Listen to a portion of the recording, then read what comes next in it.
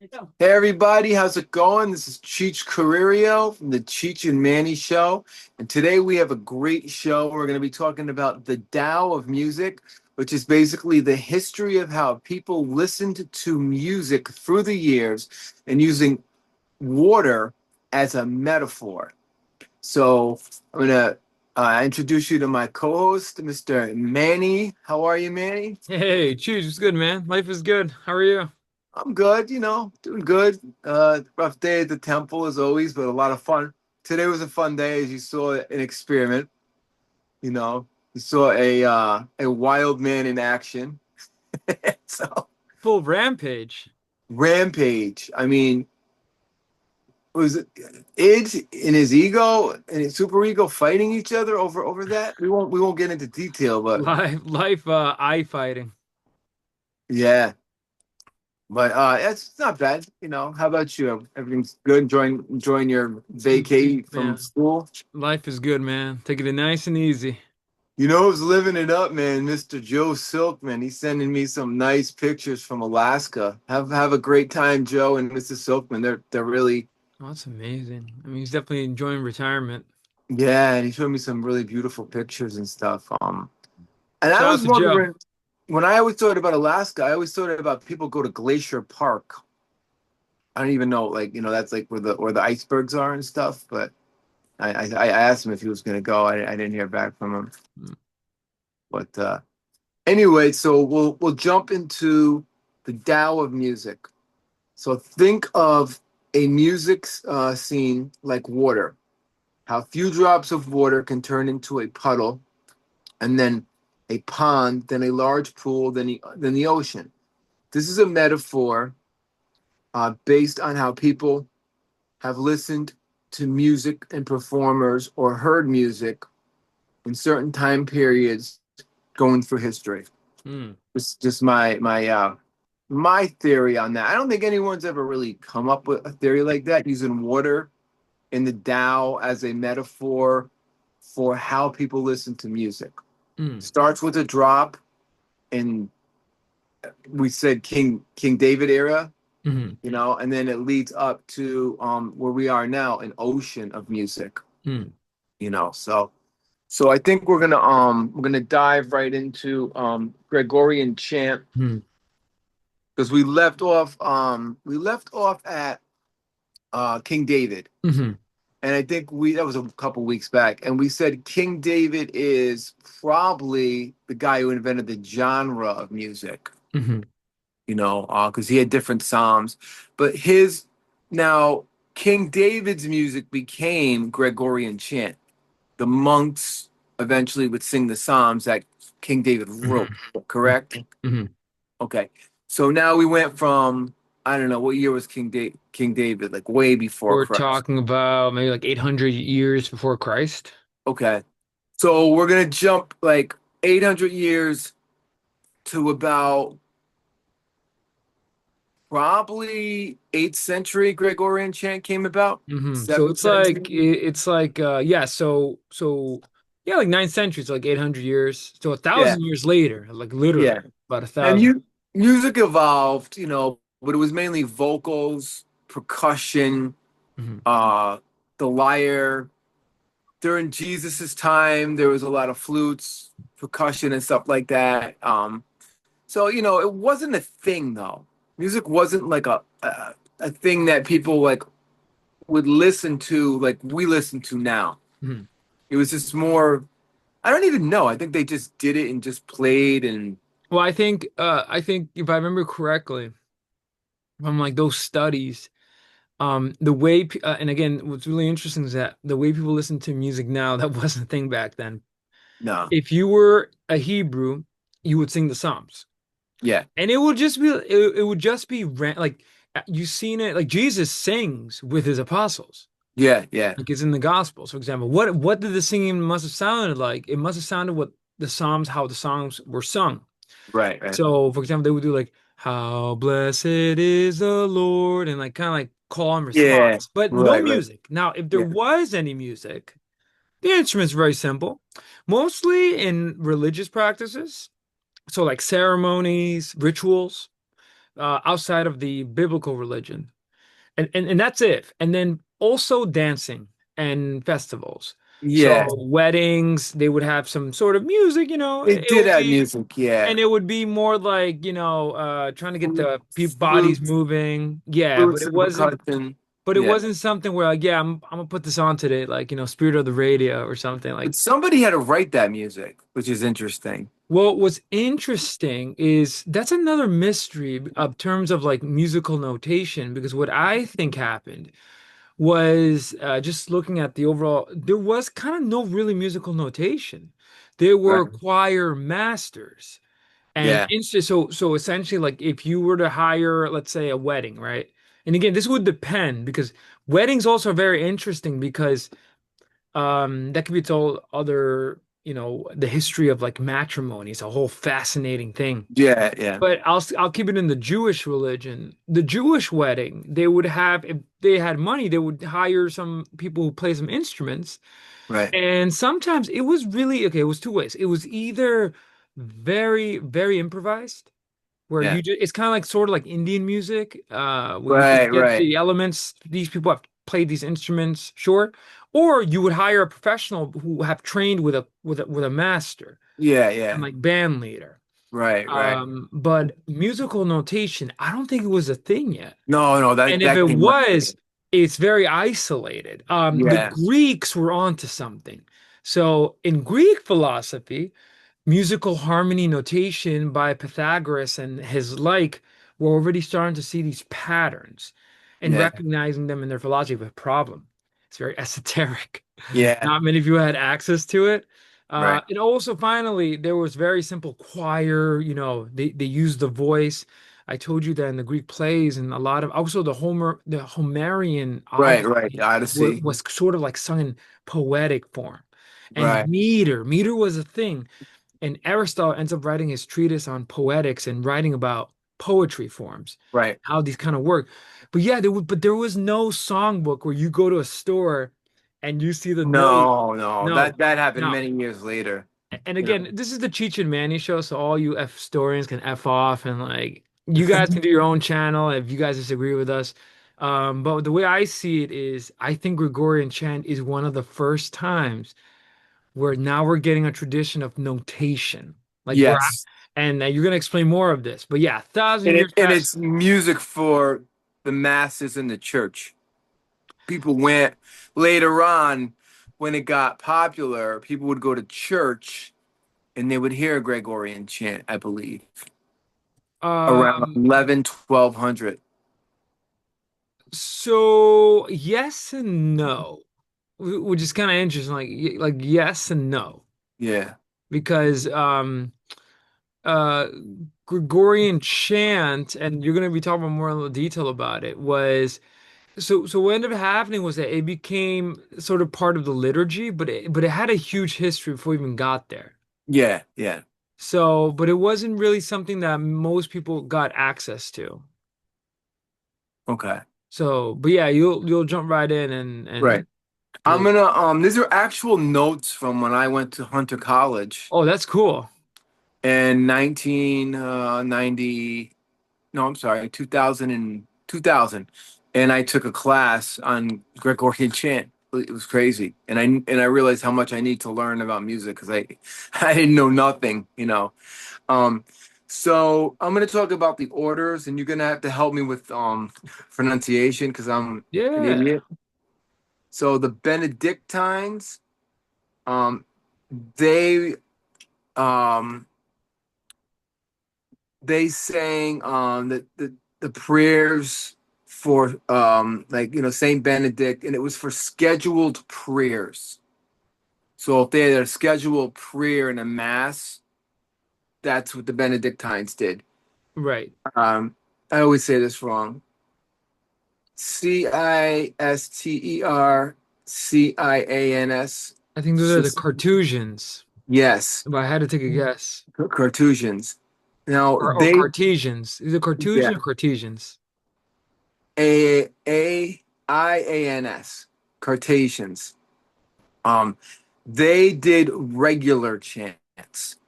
They didn't do anything like special, like scheduled prayers. They just did the regular chant. Hmm. Then the Kluniks, they sang in church rituals, like you said, Hmm. rituals. So, we're getting into some of the stuff you were saying.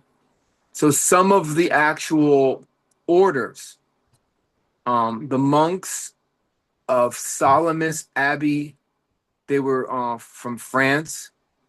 The monks of Santo Domingo de Silo, they were Spanish. Those are just two of the famous ones Hmm. that most of the Gregorian chants come from that we hear. Like on whatever, like if you go on YouTube, that's what'll pop up. Um, Now I'm gonna bring up something interesting, and we've talked about this. We haven't talked about it in a while, but I want you to explain this to our audience and to me. Carrie Allison. Hmm. Okay. I have a meaning of it, Greek for Lord have mercy. Hmm. Now, tell me if I'm right or wrong, because I got this out of a Gregorian chant note. Hmm. It is the only part of a Latin mass sung in Greek rather than Latin, Hmm. because the word carry is often stretched out across long melodic vocal notes in Gregorian chant. Hmm. So, any comment on that? No, sounds right. And the Great Fates Warning has a song for you people out there who want to hear heavy metal Gregorian chant Hmm. that starts off with Gregorian chant. It's called Carrie Allison. And it makes sense because the guy who wrote it, Jim Matthias, he's Greek. It makes sense. So that makes so much. So that just blows my mind of like they also did like No Exit, which is a John Sartre movie. So, like these guys knew their shit, man. Hmm. Fates Warning. That was my education, as a kid Hmm. to a lot of these things. That was my first time I ever heard Gregorian chant. Was it, Hmm. in a Fates Warning song when I was like 16 years old. Hmm. And I was like, wow, this is like almost demonic in a way. Hmm. Okay. So now we're gonna start with Drops of Rain, Gregorian chant. I'm going to break down the theory of how it's sung. Okay. The most common way to classify Gregorian chant is by the number of musical notes assigned to each syllable of the text. So if I'll say that again. So the number of musical notes that are assigned to each syllable. So it's about the syllable being elongated. Hmm. Going back to that word we used with Roy Harper. Hmm. So here's one. It's called a syllabic chant. One note is sung for each syllable of the text, and it's only for scripture reading. So it's simple. One note, probably like the priest, like "Our Father who was in heaven," like that. That would be, I guess, an example of that. I like the way you do it. You do it better than me. So, yeah. Yeah, no, and you actually did a good example to make a connection to the Roy Harper episode because he kind of does that too. Yeah. Like it's funny when it's used in, I guess, what we later on Western music. I think it's strange for people to sort of like, why is he? Because and again, you being the musicologist, so the way it works, and you can hear it.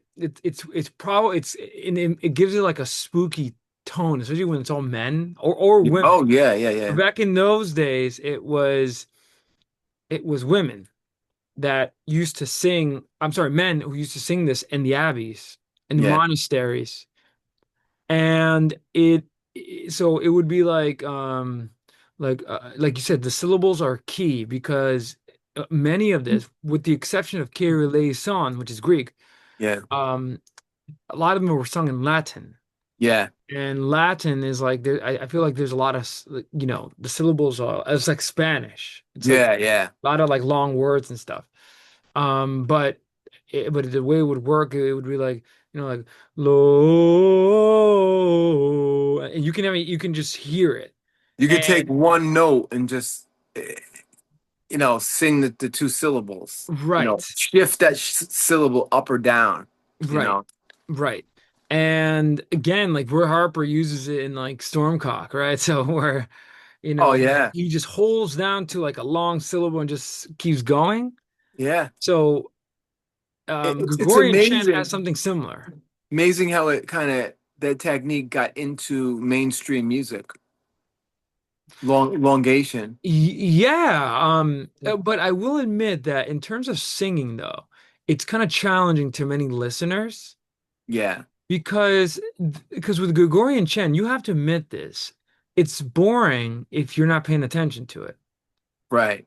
And So, and if you understood it, it would make a lot more sense if you knew Latin, right, right. And the which they reason, did. Most people did at the time when they took it to the oh, cathedrals. oh yeah, You yeah, know. no, no. Most the Latin became the official language of the church like a few years later. But that's the way it is. Like so, and again they would use the Psalms, they would use the liturgy of the hours where they would sing, and it eventually in the mass. Yeah. But Wow. it was in the religious orders, sung by men and boys. Yeah. And sometime they I hate to say this, but they had these guys called eunuchs. Yes and no, Is depends. that would that be in the Catholic Church, or was that where they would slice off a part of the anatomy and they'd have a higher? No, 'Cause that existed somewhere. that existed in the time. So what ended up happening in many of the kingly courts, they used to have eunuchs. Yeah. So yeah, essentially their men anatomy parts are cut off and they just help the king. They They just must have really liked to sing, those guys. that's I'm not sure if they were Uh, singers. They had a yeah. bunch of roles, but Jesus makes a reference of the eunuchs. Wow. Oh man. All right. So the next one is the neometric chants. 2 to 4 notes are sung per syllable. I don't even know how to. I wouldn't be even know how to do that. So like 2 to 4 notes per syllable. I wish I had an example of that, but that's So I'm just it sounds like it would be kind of okay. So let's do the first example. So what was the first example of yours? And this is the type of Gregorian chant. yeah, What was the first type? a symbolic. One note is sung for each syllable. So one note. So it would be like trying to do a word in English. I guess people can kind of see. It would be like, like let's say mercy, like Lord have mercy. Like right, we're going up and down in a way. Yeah, yeah, Now yeah, what yeah. you're talking about is actually that's actually one of what's it called again? The second one? Symbolic, symbolic chant. And this is This is one note is sung for each syllable of the text for scripture readings. all right, so this would be kind of like Lord have mercy, like and you're kind of Right, and you're right. getting you're starting to see the synthesis of these like Gregorian chant forms. Man, you sound like Tall. Huh? Man, that sounds like Ian Dude, I know. Anderson. Actually, going back, Jethro Tull does that too. Let me give you an example. Hymn 40, I think it's hymn 43. I don't have the song. I love the song, but I always forget if it's hymn 43 or hymn 53. He says, he goes like, my father died in heaven, Yeah. and no, he keeps going like, He's taking some Gregorian chant, it's totally, totally, interesting. totally. Um, so that's a good example of the symbolic chant. I mean the pneumatic chant. I'm gonna have trouble pronouncing this one. Mel Melismatic chants. Long elaborated string of notes are sung on a single syllable. So that one's also what most people.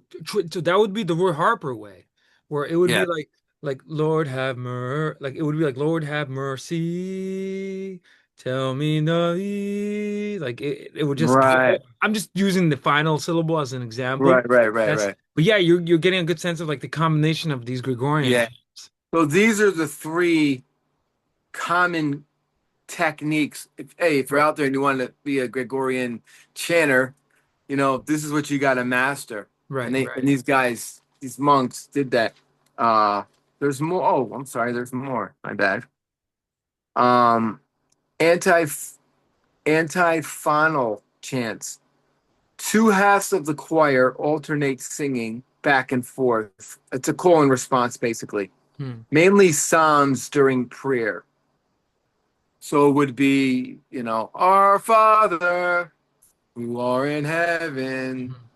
Lord have mercy, that kind of thing. So it's basically a call and response. Hmm. Respiratorial response, responsorial chants. Solo sings, so the solo singer now sings, then the chorus sings. You hear this in church when the priest does it, like all the time. The priest will sing something, and then the people in mass will act as a chorus Mhm. and say it back, but they would sing it. Then there's direct chants, a straight chant sung by a soloist or a choir. Mhm. So that's six examples of Gregorian chant theory, technique and theory. Anything on that? Any comments? Any? No, I think it's pretty like that kind of describes the styles. Yeah. So let me say something about Gregorian chant. Now the monks, they lived in the cloisters, right? And they lived in the abbeys and stuff. Would you say music for them, Gregorian chant was a soundtrack of their lives? But not Uh, not in the sense of like listening to AC/DC. You know what I mean? hmm. Like that's what they listened to. Not all the monks sang, so the other Uh, monks were doing other things, and they would hear it. well, no, yes and no. No, the way it worked was this is that a lot of it, so they're taking it from the tradition of the Psalms. Yeah, That's what they're doing. But again, when these monasteries started to like Saint Benedict, and he wrote his Rule of Saint Benedict for future monks, they were cloistered in a monastery, right? So they wouldn't go on the outside world. right. But essentially, what they would do, this brotherhood would 3 times a day meet together and start singing. Yeah, So it could be psalms, you said call and response, vespers, yeah, um, and that's the way it sort of worked. But they were already taking the tradition from like singing the psalms in the Temple of Jerusalem. right, But right, it's right. not the soundtrack of their lives. What it was is that because at that time, and Saint Augustine said this famously, he said that they sang for God because Yeah, God loves singing. He says that prayer was a form of singing. right, And it's better if the more you sing louder, the more God hears it. right, right, So that's the way it kind of worked. It started in these monasteries where these men would sing together. right. And then there was uh it became sort of a tradition. But I don't think it was soundtrack of the lives per se, but they did sing together. But it was the music that they heard. That was it. The brothers, yes. Yeah, When that they was the sing. only music available at that time Oh for yeah, because them. the monasteries would be isolated. There Yeah. wouldn't be. But they did eventually, what I'm going to get to, they did bring that out to the public in cathedrals, like in the Renaissance, which I'm going to get Right. to. Like Yes. And again, this is this. If anything, let's jump ahead. This is the soundtrack of the medieval era, the medieval church. exactly. So you think of any medieval movie, what do you think of? Like guys singing, like in a Yeah, spooky, like castle looking place. Like this yeah, became, even though that's like wrong, but essentially before the Catholic Church systematized this, yeah, the one that was responsible for sort of like getting everything together was Pope Gregory the First. right, And again, the music became part of then the religious ritual or liturgy. So like the right. mass. So that's the way it kind of worked. And you got some very famous ones. You said the Kyrie eleison, Gloria, Yeah, Credo. One of my favorites today is Credo 3, like another version of the Creed. right. It's like Creo beson vari nomone noi potentum banana. Like Right. like those type of chants like bring tears to the eyes. They're Oh so yeah. beautiful. It's just Yeah. usually and it's usually a guy and now today we have girls singing in that style. Where would like obviously if you went to Europe, you'd still hear it, but where would we hear this in America if you wanted to hear Gregorian chant? Today Yeah, like the real deal. you would have to go to a Latin mass. Okay. A Latin And they would mass. actually, the priest would be singing in Gregorian chant. Yeah, so St. Mary's in Stamford, Connecticut at 12 p.m. has a solemn mass and you can hear the Wow. Gregorian chant style. I Um, would love to go just to hear that. yeah. And But again, I mean, like the real, like if you went to, I'm sure there's still monks living. oh yeah. Oh, I was gonna say go to any abbots. Yeah, Yeah. Franciscans. You hear them when they uh if you are a group of Franciscans, for example, they sing in that style as well. But not here in America. You have to go to a Latin mass. Right. But I'm sure in Europe it's everywhere. Nah, same thing as here. Really? Like in Italy, or the Europe, Vatican? nuts, nah. Vatican still does it, but not the Gregorian chant style. It's like a mix. Not like the traditional Gregorian chant. Interesting. They commercialized it. They made it. That's what it sounds like. Yeah. Yeah. Yeah. Um, so it kind of moved up to the public. I got in my notes 12, 13, 14th No, century. that's the high medieval ages, yeah. Yeah. And then this would lead, this is still a puddle, but it's getting bigger, to the Renaissance. Now, the Renaissance musicians became composers. They composed pieces. They played in churches, cathedrals. The Franco-Flemish masters traveled across Europe to play to people. Hmm. You could see these guys on horseback with their guitars on their back, and they would stop and play for people or for courts, kings, average people. Right. So they were the first, let's just say rock bands. They were the first bands to Hmm. go out and play. I don't know exactly who they played for, but they did play for people. People would hear them sing in the forests, stuff like that. Um, so I have some of their names, which I probably can't pronounce.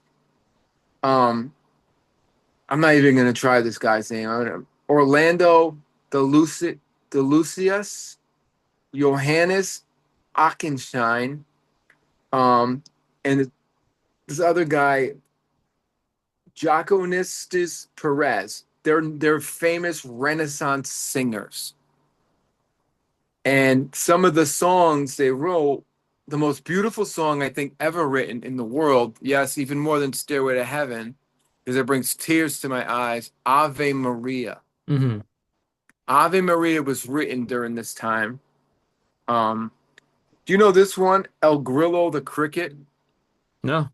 That's another one written in this time. And then this is one I remember hearing. Past Time with Good Company. It was written for King Henry VIII. Hmm. So that's basically the Renaissance era, how people got to hear music in the cathedrals. And then these guys would travel and play, obviously, for royalty as entertainment for Henry VIII. They wrote that song for him. Or they would, that would be the only way you can hear music. And you had to be somebody. You know what I mean? Unless you were a peasant hanging out in the village and these guys came to town, you would hear the music. But pretty sad for poor people, peasants and stuff who like couldn't like. I mean, they must have sang at home. There must have been a form of music for people Hmm. during that time, you know. But only the royalty got the real entertainment. They got the music. Okay. Well, just to give you pushback on that, the poor people did hear it at church because church was open for everybody. Okay. So they got the music. I see. I forgot about that. They Yeah. would hear some of these chants. And Right. actually not even chants, but also remember like by this time the liturgy in the Middle Ages was already Oh, it was. So Yeah. you would go, it would be like going to church today. That's where people got access to his music. So the only time they heard music is in church, or if they were lucky enough to Yeah, sing songs at home. right. But singing is so, it's kind of with that tradition. Like anyone can sing. I feel like singing has always been a thing. Yeah. Um, but to actually hear like, it's sort of like if we go to a rock concert, it would have been in the church. And Yeah. actually instruments were very minimal because in those days he thought like church was too worldly, Yeah. so Yeah. not sacred enough. But in the Renaissance, these guys that would travel, they were playing lutes, certain kinds Oh of no, but guitars. those are rogues. They would not be religious. They would be like Right. rebels. They used to be called troubadours, Yeah, the or true. there was Yeah, another word for them too in Spanish, strofas. You're right. yeah. But that's way later though. That's not Middle Ages. I thought that was like 1400s.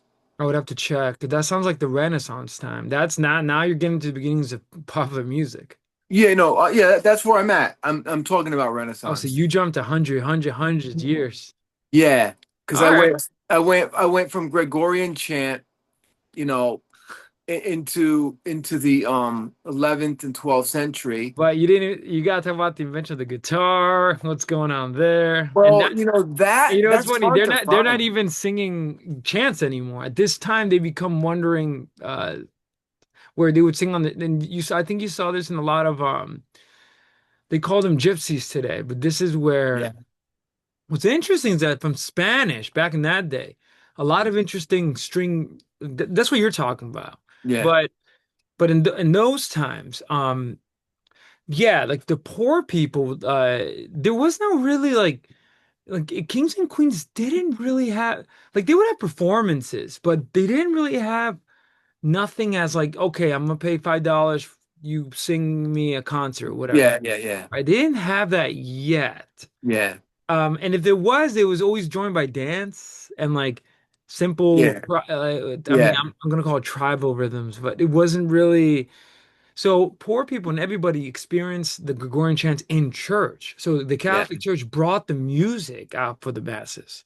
That's what I'm saying because And it's hard to go through everything. You know what I mean? Like the invention of the guitar and stuff. Like I have no idea. You know, I just kind of was like, you know, I went from 13th, 14th century like Gregorian chant in the church to these troubadours that spread it in right, the Renaissance, playing their lutes and singing these romantic songs that were poems.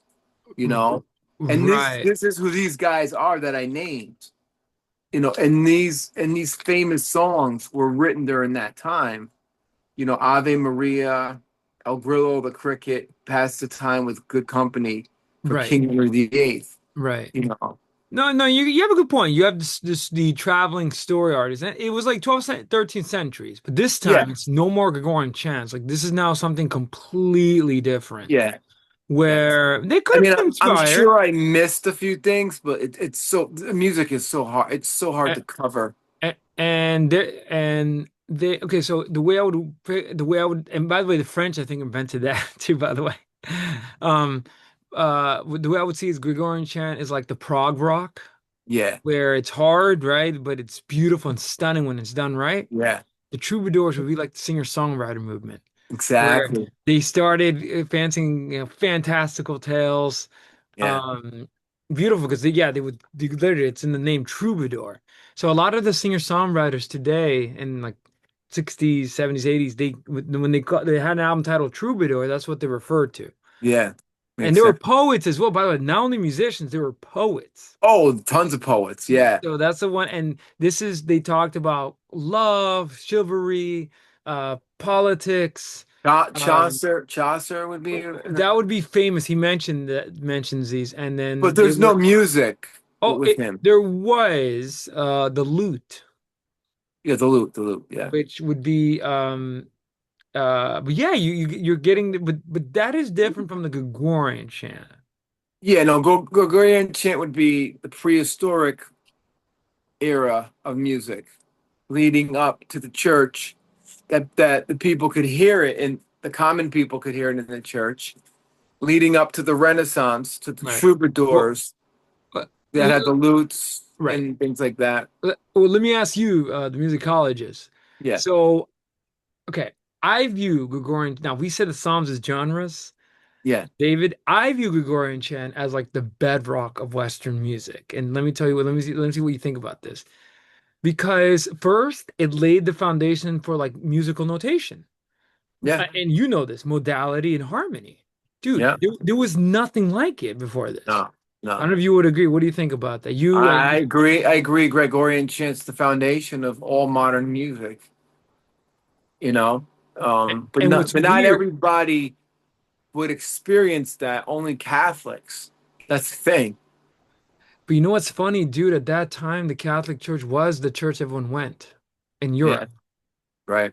There was no other because the Catholic Church either banned them or, for example, but that was the prime religion. Yeah, Um, Muslims have an interesting way of chanting too. I know. I hear it. I hear it sometime at my job. Um, it's kind of interesting. Uh, but It's not um, Gregorian. no, no, no, no. And actually, also Gregorian chant, I think invented. It's a You know little this, creepy. yeah. But you know this. Invented polyphony, or you know what that is. Yeah, well, yeah, I've heard of it. Yeah, So melodic lines. So yeah, it's inventing melody, man. And then what? polyrhythms and things like that. Right. But that, I think that's ultimately where it's going. Now, you had it in another direction, the singing troubadours. Yeah, because Um, you got to bring them in because they're the next wave right. that's coming in. What's interesting about them is that they were from France, and you know what's funny? France, Spain, and Italy. But yeah, Spain. We Spain. have these, I'm thinking more Spanish. right. No, but what's Troubadours. interesting, it's like these places are the beginnings of Western music, and think about the influence of the Italians too later with the operas. But Oh yeah, yeah. um, But uh, then another country is going to come and just dominate. Germany and Vienna is going to right, right. dominate, That's much destroy all later that. though. But that's Yeah, much yeah, later. yeah, Yeah. But yeah, what you're referring to is now these interesting singers that would travel telling stories. It's similar to in vein to like what I told you about like the Greek, how they used to tell these stories, like the yeah, Odyssey. yeah, Kind of similar. And this was sort of the beginnings of music for the masses yeah. in a way, because they would go anywhere and just I mean, I don't think I skipped too much. I think like Gregorian chants 9, 10, 100, then 11th and 12th century, it got for the church. People Mhm. could see it and hear it. And in 11th and 12th century, there was music, but it was probably, I really didn't research it on that. I just went with like what was the Renaissance, 13th, 14th century? I would say 15th, 16th century. It was later? Much later, yeah. Okay. You're talking about this is the medieval period. Yeah, yeah, And you're talking about the high medieval ages. yeah. So between 12th and 13th century, music was still a primitive thing besides the Catholic Church. And, it was still, I would say, percussion, flutes, things like that. Yep. Yep. It didn't grow, didn't evolve yet. Not yet. In the 12th century, Uh, during the Crusades and stuff like that, like you wouldn't have you could go as far as backwards to the Vikings. They had instruments when they had their celebrations too. And it was all primitive flutes, drums, no stringed instruments, or maybe one right. instrument that was a Right. string that was plucked. What's interesting though, nothing was noted though, notated. There is no No, way. no, The no. only way you would hear this, okay, and going back, like what you're talking about is the medieval period, dude. Like you're talking about 500, 1400, AD. At this period, you had the rise of the Gregorian chant, thanks to the Catholic Church. Because Yeah, otherwise, let's be honest, otherwise you got the Muslim stuff. I'm not yeah, kidding. Um, but because of the Muslims, they invented this weird way of singing that's kind of also Spanish, where it's like, Allah, like yeah, yeah. it's kind of funny. Instrumental music, very like you're saying, very simplistic. And then the art song, the concept art and troubadours. Like these Yeah, people were starting to grab and lutes and very simple instruments and using their poetics, put music to their poetics. yeah. And one of my favorite composers is, I don't know if you ever heard of Hildegard of Bingen, I think. Heard Hildegard, heard the full name. Gregorian chant composer, dude. Yeah, Way ahead of her time. But like you said, but these are very early, really early styles. Some dance music, yeah, melodies now is becoming stronger. yeah. And the way that people would have access to this, the wide masses, is going to the Catholic Mass, especially at the monastery, Right. um, or at the Catholic churches, because at this point, people were starting, like you said, the call and response singing was already getting Yeah. innovated by the monks and Gregorian chant. You would hear it. So people would come Right. out of every Sunday, start humming these songs. Right. And then troubadours would come into town and just, they would say, hear my tale of the Lamb Maiden, ding, ding, ding, ding, like, Yeah. and they, how these suggest. It's Now kind of that's funny. around You see, 1400. yes, you see it in the movie The Hunchback of Notre Dame. Yeah. Disney's Hunchback of Notre Dame with the jester character singing in the beginning. Yeah. Yeah. And this is sort of how it would work. And you would pay them. Hmm. But nothing was recorded. Everything was still kind of like an oral tradition. Yeah. Passed on would be the Right. troubadours would pass it on to the next generation, and I don't know how Right. many. I mean, I'm sure it went on for Now, century, the whole century. For the whole Renaissance era. it was just kept evolving. Yeah.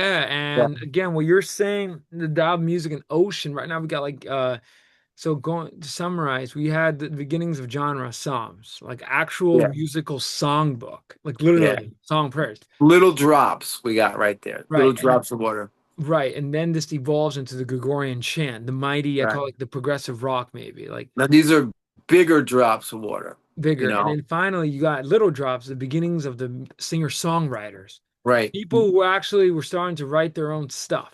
Yeah. Yep. And this is evolving into a pond, and this pond's going to get huge. It's going to explode right now. Uh, Yes. And do you have well, anything else on Gregorian chant? no, that's all I got on Is this ending? So we can wrap up um here. unless do you want? I mean, we could take it into. I don't have like. Why don't we go after the Renaissance a little bit? Wait, Uh, no, we have to head towards Renaissance. no. Well, to me, the Renaissance. What I have are these people that I named. Like all these songs are like Ave Maria, El Grillo, the Cricket, Past the Good Times with Henry VIII. Like these are the troubadours of the Renaissance era. Oh man. That's So, my research leading up into the Baroque and Rococo period. okay. I don't know how see. I kind of look at it differently. I think the Renaissance period How do is, you how do you look dude, at it? you have madrigals and operas. This is the beginning of this is one of the troubadours, not so much. Even though they were popular, Right. but in terms of giving us like Mozart's and all that good stuff, Yeah. the Renaissance period is the point where you have this idea of music for entertainment, like it's coming. Right, right, And you have the invention of madrigals, like Rush. We talked about another right, episode. right. Explain, Musicals. explain that a little bit. Like we could add that into the Renaissance because I really stopped at Well, for the you, what troubadour year? For you, what years are the Renaissance? 14, 15, and then Okay, in 16th century we're going right into Rococo and Baroque. okay, okay. So we're covering 14th and 15th century. I didn't, yeah, the madrigals. I didn't add that, but that's great. You want to The explain Let me like say that in the the easy Renaissance? way to explain it, madrigal, is Yeah. the secular version of the Gregorian chant. So this time, no Okay. religious elements, and it's a cappella, and this time poetry. They're writing their own music. It's actually Okay. things are getting down, like they're becoming noted. Um, Okay. Now, is uh, there instrumentation? no, it's a cappella.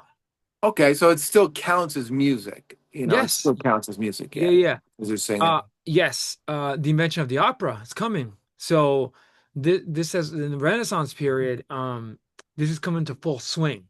Now, what year did you get opera I as got an invention? 1400s, 1500s. I don't have the Really? exact year. I Yeah. didn't realize it was that early. Yeah. Well, and then the opera, as we know, Yeah, yeah, yeah, yeah, is the one that you're referring to. yeah, yeah, But you had, yeah, the Renaissance, which again, and then you have the Baroque period, which is a complete, yeah. that's on its own. That's where Uh, I'm headed. Yeah, yeah.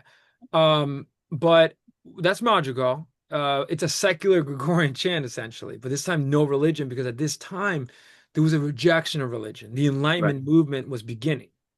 right. Um, and then you had within Italy, you have the development of and what's interesting about the opera, they were trying this is what's so crazy. They were trying to revive the musical drama of ancient Greece.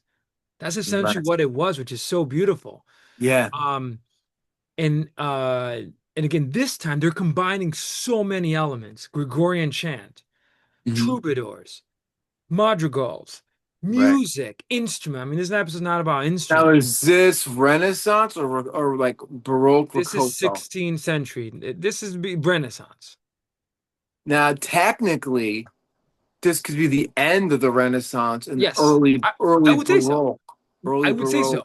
Yeah, I don't yeah. know So, if the Rococo period was before the Baroque or Baroque then Rococo then Classical.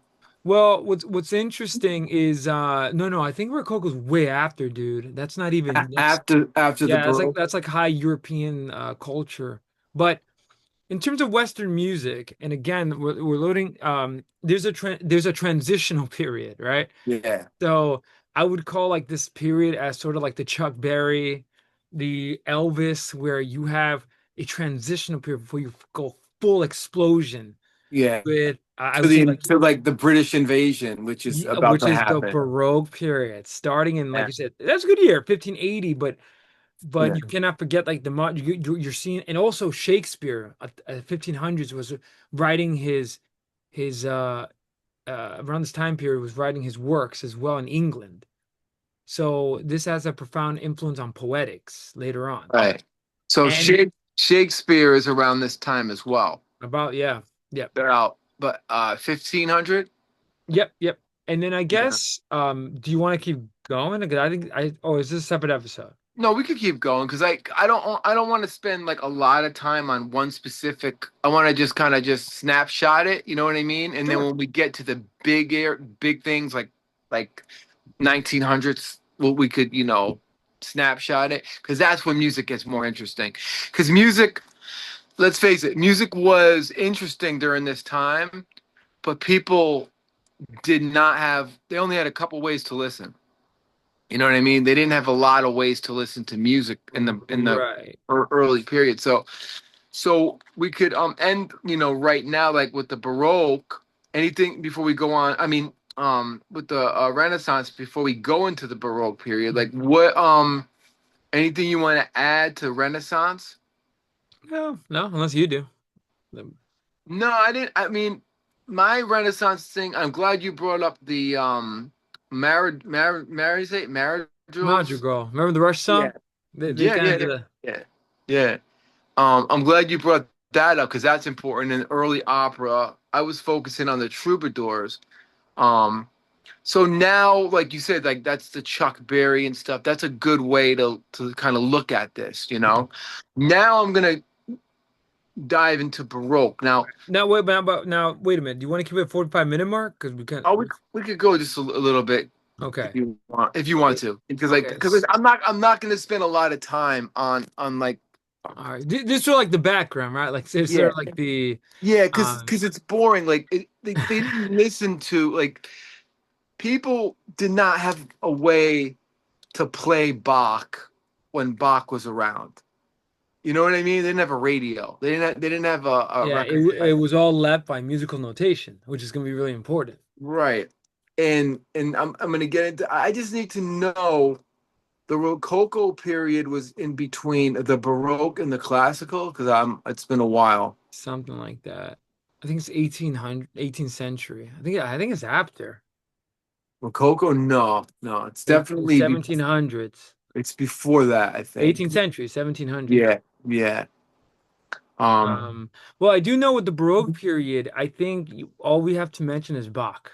Like I think that's Dude, that's you got me. So And so you have an instrument that's very important. yeah, What do you think that instrument is? the organ, It's a pipe organ. which was championed by the Catholic Church. And by the way, I think we have to say thank you to the Catholic Church because they were the ones that were paying for all this music Oh yeah, yeah. before the kings and queens because they're the ones that were championing all the, especially they were paying Bach, for example. Yeah. Um, and the organ, which was found in churches. Now And think about this. You're going from lutes and people singing and flute, woodwind instruments and percussion to this giant organ that is a friggin' rock. It's a heavy metal concert yep, in a church, yep. and you got to be a complete master to play this thing. You Hmm. know. So now in the Baroque era, you're going to get a lot of your music in church, and you're going to get choruses where people are singing together up against this giant pipe organ. And of course, other instruments are coming in violins, cellos, double basses. So, my question is like, where did all this shit come from? You know what I mean? Like, how do you go from lutes Well, and you know, all these things, and all of a sudden comes the Baroque period, and you got violins and cellos, violas, there were definitely woodwinds, oboes and things like that. I don't know about brass. I don't think there was any brass instruments yet in the Baroque period. That uh, would have been more classical. ye- that's interesting. Definitely classical. Definitely That I'm classical. not sure. So But now we're looking at. I'm focusing more like on the pipe organ, choruses, violin, uh, violas. A lot of the lutes evolving now. Things that evolve from wood and strings. hmm. And one man, like you said, brought this to the masses, and his name was Sebastian Bach. He was the man, Bach, the almighty Bach. And he's the king of the Baroque period. A couple other guys, I don't know how much, Jacopo Piri, Claudio Monteverdi are other composers during this Baroque period. I'm missing a lot, obviously, but some of the great pieces, the Brandenburg Concerto, which is my second favorite Bach piece. Um, then there's the best piece ever written in the world, Toccata and Fugue.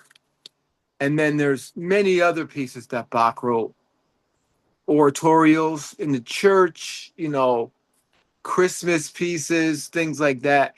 So Bach was the main composer in the Baroque period, Hmm. and he played for the kings and in the courts, but he also played for the people in the churches. Hmm. So now, where are people getting their music now? They're going to churches to hear Bach play, and he wasn't a rock star like Mozart. He was a regular guy who worked for the church and composed for the church. The rock stars are going to come later, like Mozart and Beethoven, Paganini, Liszt.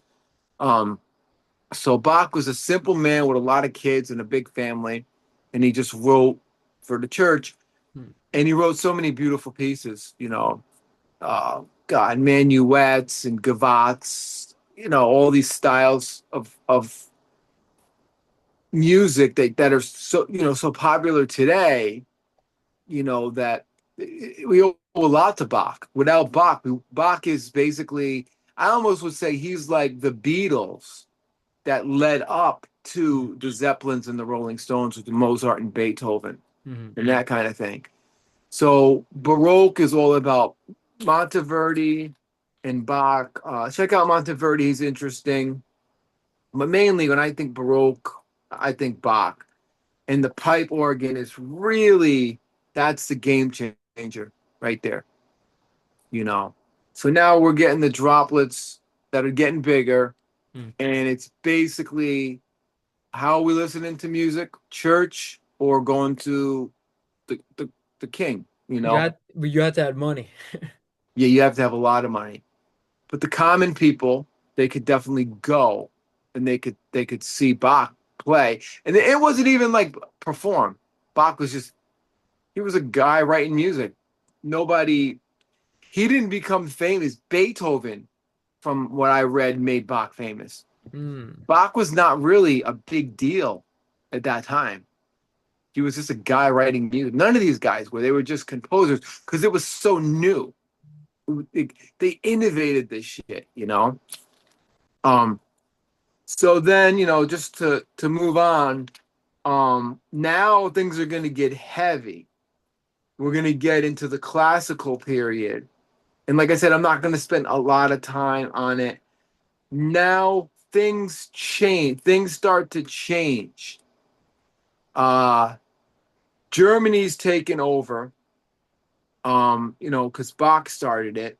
So Vienna and Germany are the places to go if you want to hear good classical music. Italy, too, obviously for opera, but it's not quite there yet. Italian and German are the big things. So now the classical period comes out, and they're still writing, but they're not writing for the church now. They're writing for the emperor. And I'm going to use Amadeus the movie as the perfect example of a classical composer in the classical period in the 1700s. You work, could be Mozart, could be anybody. You work for an emperor, and he tells you, compose me an opera, compose me a piece because I'm having uh, something going on at the palace, and you wrote it for him. And then also there was, the geniuses that came out during this era. And, Mozart was the number one, but he wasn't the only one. Haydn, Handel, Clemente, Gluck, Salieri, just to name a few. And they did the same thing Mozart did. But the thing Mozart did, and you might want to talk about this because you brought this up. This is a great point. He helped like open up the theaters. Well, not Mozart, Joseph II. Yeah, What he did was, but again, it's not the masses yet. Emperor Joseph II. Emperor Joseph was a lover of music. Yeah, He, in Germany or Vienna, he opened up, built the opera house and a music conservatory, like music place where you can go listen to music. right, Now, how this worked, I'm not exactly sure. Like how right. much for tickets or how you entered. Yeah, Um, and it had to be only for the the high rich. class, yeah. Like I Yeah, think you had to have money.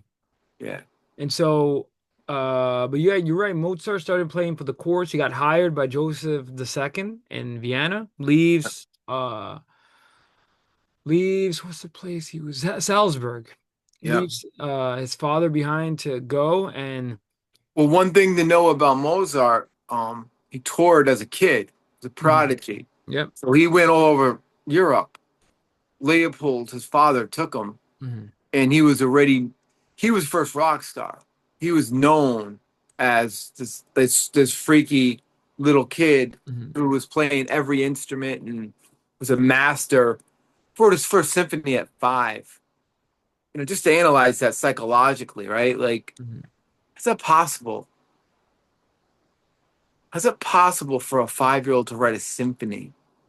Like, and then I didn't even get into structure now. So the Baroque structure is pretty simple. Now, orchestras are getting bigger. Hmm. Symphonies start to come out. Um, Operas are a big thing now. Operas are, masses are still being written. Hmm. Requiem Mass, famous Mozart piece. So for the church, I guess he's still writing for some churches, or the emperor wanted a mass. I don't know the whole like history of that, but so everything is changing now. Now you have oboes, you have woodwinds, you have some little bit of brass, you don't have percussion yet. That's going to come in later, like timpani and stuff like that. But instruments get better, wood gets better, makers get better, Stradivariuses are out there now. So sound quality gets better. And the composers are developing more than Bach. You know, they're taking Bach's minuets and they're turning them into, the Marriage of Figaro, um, and Don Giovanni and stuff like that. So Mozart's expanding Bach, which is say like AC/DC. Mozart is turning it into, let's say, Rush. Hmm. You know what I mean? He's taking it as well as, just to name a few, Haydn, Handel, Gluck, Hmm. Salieri. So the most important thing that happened during Mozart's time was the Magic Flute. You want to explain like why that's such an important piece? And we talk a lot about that, Yeah, music for the masses. Freemasonry also. Right? But like, and I'm sure Dr. Gay would be proud of us, because, and I'm No, sure, and that's interesting with the magic flute because you do realize it's a Freemason piece. well, we did a whole episode you haven't put out yet that Yeah, my theory was I cannot believe. Oh, you're my right. my theory was that's who killed him. We had theories about who killed Right. Mozart, Oh, and well, Dr. Gay would say I don't know about that, but um, it was we Dr. had like Gay. we had like four different theories. I don't Yeah, remember what the I one. got to the point with Dr. Gay's research and his Freemasonic. He was a Freemason, but what's interesting about the magic flute was that it was one of the first pieces for the masses. Right, that's the key thing. I mean, That's the key thing. forget the Freemason stuff. It was out there for the people, and Right, that's what pissed off a lot of these Freemasons, number one, or right. regular people. Like, wait, ordinary people should not be allowed to hear this music. Well, the reason why Freemasons, uh, okay, so the reason why the Freemasons were mad at him is because Freemasons they rely on Gnostic information, and Yeah, this is a secret information kind of thing. yeah, And so Mozart, being Mozart, made, and you can see this in the movie as well, and no one understood this. Like no one understood, like, and there was at one point they're like, I mean, it's good, but I don't get it. yeah. Um, but again, he brought it out. I don't think the Freemasons killed him. I wrote a whole I read a whole book on why the Freemasons killed him. It's crazy. I read a book on that. I got to dig it out. I think I mean we have an episode on that. Yeah, Let me finish Dr. Gay's book and maybe we could do a part two on that yeah. one. We'll talk about, But anyway, the whole point is yeah, it, he it brought it got out. He it brought got it it out. out for the people. And the Magic Flute is opera too. It's stunning. Um it's just a work of insane art. Yeah, And when yeah, Mozart does is like it's nothing. Like yeah, he builds on he's like the St. Thomas Aquinas in philosophy. He just systematizes, unites everything. yeah. And truly emblematic, perhaps only matched by Beethoven.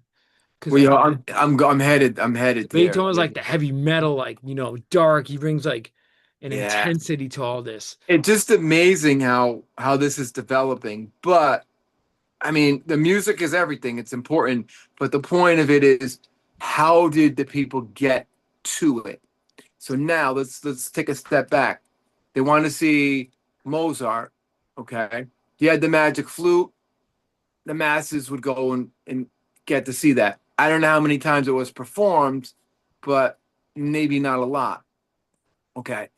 Now, in order to hear music, you go to these theaters that Emperor Joseph II opened up. You had to be in that circle. You got to see Salieri perform like in the movie. You got to Right, see Marriage of right, Figaro, Don Giovanni. right. Now, Oh, and don't forget also like in the churches and at this point, Christian Protestant churches too. right. So we got churches, theaters, open, yeah, public shows like the Magic Flute. And if you were lucky and you had money, you took lessons at this conservatory Right, right. And you that had Emperor Joseph opened. right, right. And that's if you had money or you pay a musical tutor because Right. Leopold was a musical teacher. Yeah, That's how he yeah, kind of earned his money. and So, Mozart too. He taught as and well. Mozart, according to Dr. Gay, says that he hated that job. He He hated hated it. teaching. Yeah. He How could he says, be a teacher? How could somebody like no, that he teach? said, why do I have to teach? Like he would call them like twats, like these, Yeah, yeah. just these A C spoiled. scale, you know. Yeah, and he said in like you said it best that Mozart is one of the rock stars where he knew Yeah. the talent he had. Well, what's sad is he's kind of also like the Jimi Hendrix, which he will Well, actually they don't last long. They don't. no, no, but we have to Beethoven be made it a little older. no, and Mozart gave no Fs. No, He had this weird thing, no money. He didn't care. no. And he was also always asking for loans. You kind of see that in the movie. Oh Um, yeah, yeah. uh, He was in debt. He died in yeah, destitute. There's he no died money. in. Imagine that. And let me ask you, dude, what piece is Salieri famous for? Because I have no idea. Salieri. What piece is he famous for? Yeah, I'd have to go in my notes. Like he, you know, Yeah, and dude, and it's kind of like the greatest scene in. I'm gonna use. I know the Mozart movie is very fictionalized, yeah, but it's kind of like the myth. The myth is not fake. It is truth communicated through the archetypal way of seeing things. And we're gonna have a yeah, young episode. We're gonna stay tuned about the yeah. archetypes. Oh yeah, But the best scene was Salieri performed for that priest. And ironically, imagine the Catholic priest shows up for confession, the Catholic Church, representing the yeah. promulgation of the music, right, as well. And he says to Salieri, says, you don't know any of my pieces? And he was like, I don't think so. But you know this one. Na na na na na na na na na na na na da na na na na na. And then the priest like gets excited because again the priest, like you Yeah. said, He's like, oh, everybody, I yeah, know I that. know that. Oh, what a delightful tune. Yeah, And he goes like, that was Mozart. Like yeah. so Salieri and all these composers, like I feel like, when you think let's call them rock stars, right? Salieri would be sort of like the um Well, Salieri was the rock star of Vienna until Mozart came it's to funny, town. Dr. Gay doesn't mention him. But I guess stay tuned. I feel like he was a nobody, dude.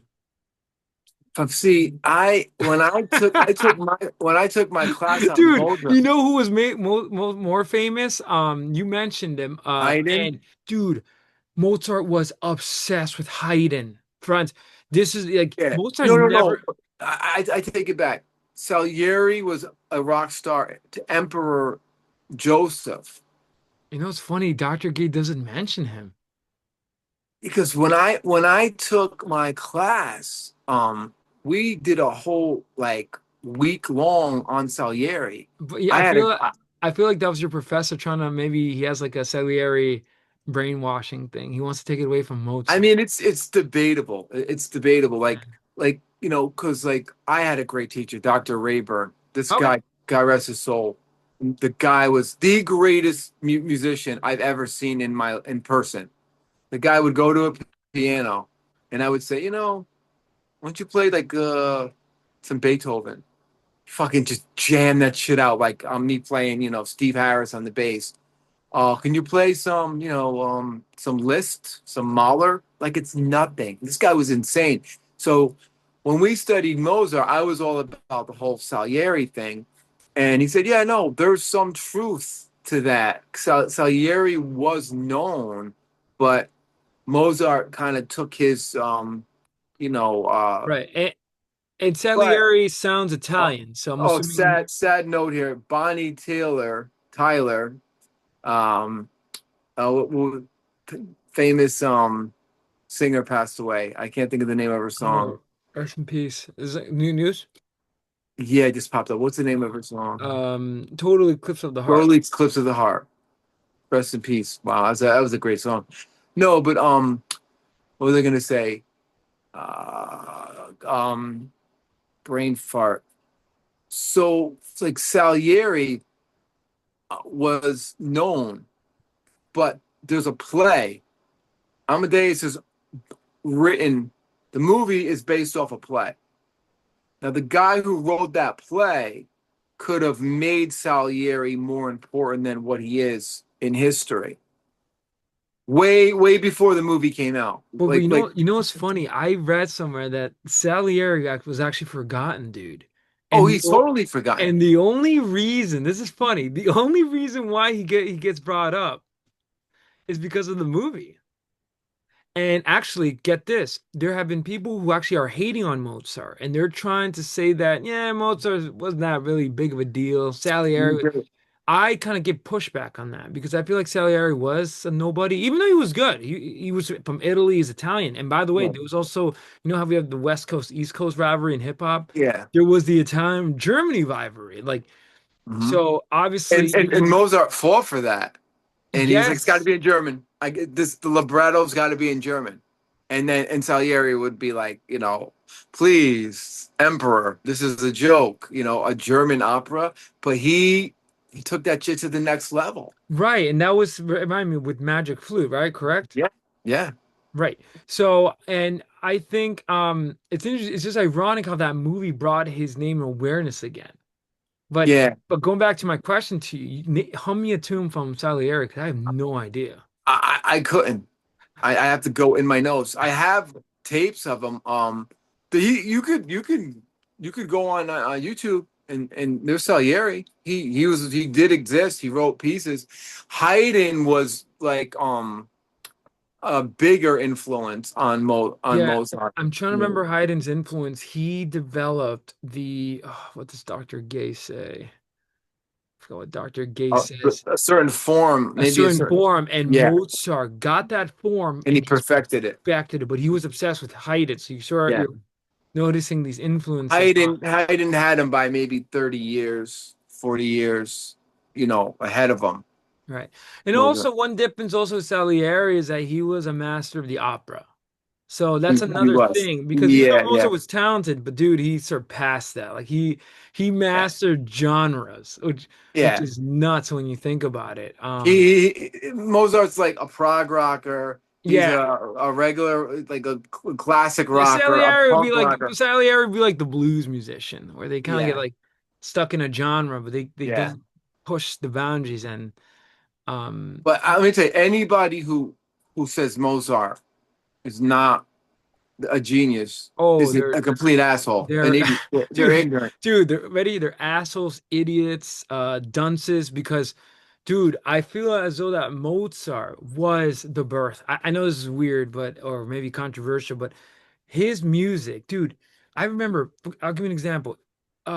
Many directors use his music Oh yeah, in it's in movies. popular Dude, culture. it is everywhere. Like, you know, Mozart's painting his face. Yeah, I think one of the there are two, you know how I tell you that in music there are songs that transcend their art form, that yeah. everybody knows it, humanity knows it. Dun dun dun dun That dun dun dun. Dun. that is one of them. And Beethoven's dun dun dun Oh dun yeah, yeah. dun dun dun dun. And Bach. Da-na-na, da-na-na-na-na. Toccata and fugue. Oh yeah, Every right.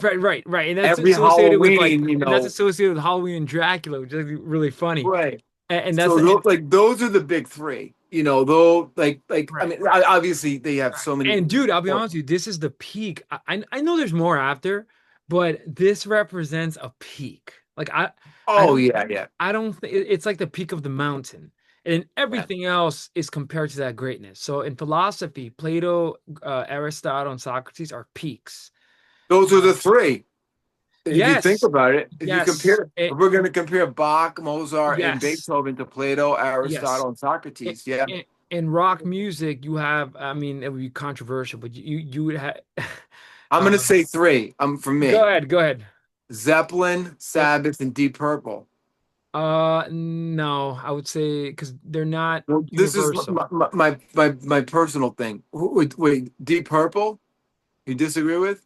Only because Deep Purple is stuck in their genre. Like they No, but don't. think about this. Think about this. Smoke on the Water.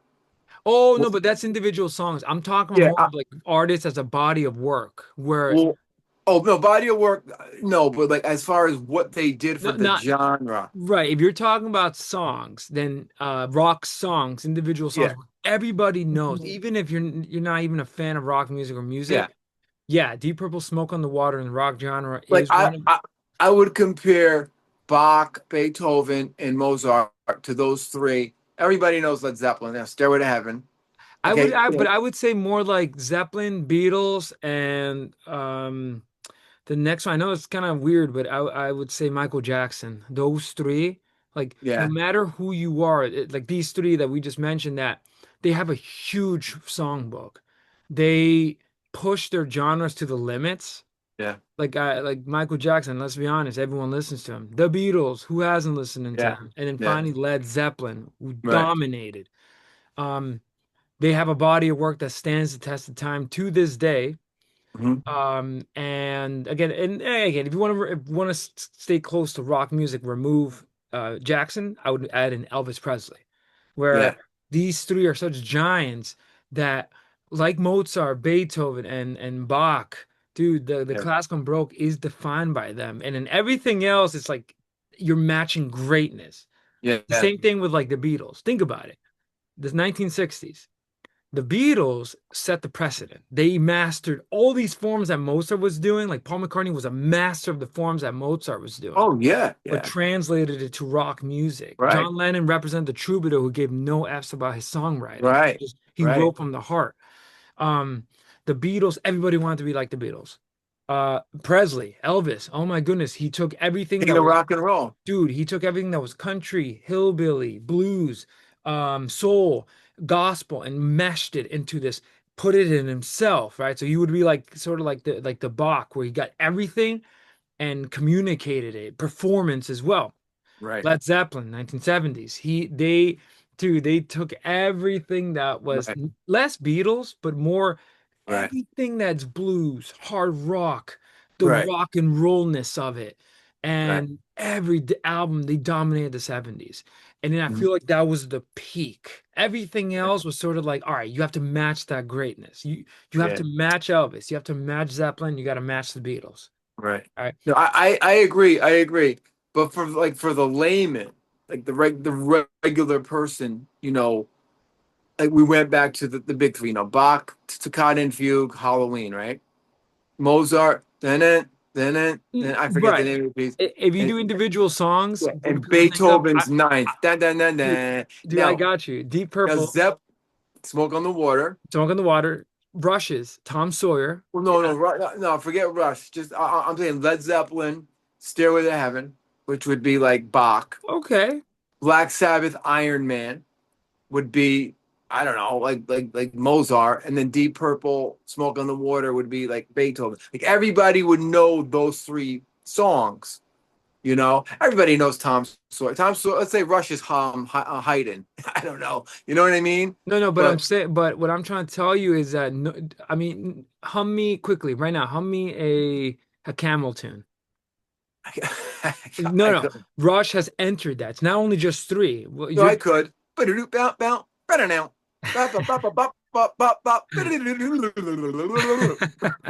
I just hummed it. Uh, but uh, but what I'm trying to tell you is that Yeah. you're talking about individual songs, but I feel like Yeah, I view like them as like for the masses, like Tom Sawyer definitely would be up there. But as far as classical music, not everybody, we love classical music. Everybody in the world, you don't even have to know music, knows the three songs we just hummed yeah. by these great composers. Uh, Unfortunately, Haydn is not that No. popular. And the only reason why I know him was you just reminded me because of Dr. Gay. Like otherwise I would have not. I love Haydn. I have many of his, albums from when I was a kid. And there's a guy, Handel's Messiah, Right, right. George Handels. Yep. Yep. so you gotta love him. And Gluck, Salieri, I put in there because I love the underdog. He had some good shit. Like go to YouTube. What's You can check it out. fascinating from this perspective, who listens to classical music today? Because it's kind of largely forgotten. Now, okay, I know the question is loaded, but let me tell you, for the masses, now classical music is not Yeah. even a thing. I argue that you only hear it in movies. Yeah. That's it. That's, depending on the movie. It gets taught in music school, right? Musical theory, Well, musical. it's alive and well at Juilliard, because that's still Do people at the temple go to Juilliard? Do what? Do people at the temple go to Juilliard? No, no, No, but who? no. I Someone, mean, like, someone is keeping this tradition alive. I think it's the rich. I think it's like that oh yeah, yeah, yeah. because it's sort of largely forgotten. Like, I mean, you don't hear about people saying we're going to go to the Philharmonic and see, it's not, you don't even see like, oh, I mean, like you used to see posters. Philharmonic would be in town. also, There was who goes to the operas? people don't anymore. You're right. I don't It's think who over. goes. It's dead. I'm gonna. And is it I mean, part of high class society, high class it's culture? the guy who brought back opera was Pavarotti. You know, he was, Italian. yeah. I mean, I don't know how far back he goes, but I remember as a kid, it's all my grandfather loved opera, so I heard Puccini and Verdi and all that stuff constantly. But Pavarotti was like God. And when Pavarotti came to town, they always went and seen him. Pavarotti was on TV. Pavarotti's the greatest modern opera singer, you know. And then there's the blind dude. What's his name? Oh, Bocelli. Bocelli. Right, Yeah. right. So he's more of a modern one. Name a modern day opera singer now. Oh, Bad Bunny. Oh yeah, yeah. He's Classical really good. composer. Yeah. So Pavarotti was the that's it. He's the dying breed of opera. Uh, John Williams is the last classical composer in popular culture, right? Um, and what's his name? Oh God, shoot me now. The most famous. Help me. Um, Jesus Christ Superstar. Oh, the people that made that Yeah, his name. musicals? Yeah, what's his name? It's two. Lloyd Webber Okay, Andrew Lloyd Webber. and Oh, how about the other guy? yeah, the other guy wasn't that popular, but Andrew Lloyd Webber is the guy. He's the dude. Like he was the most.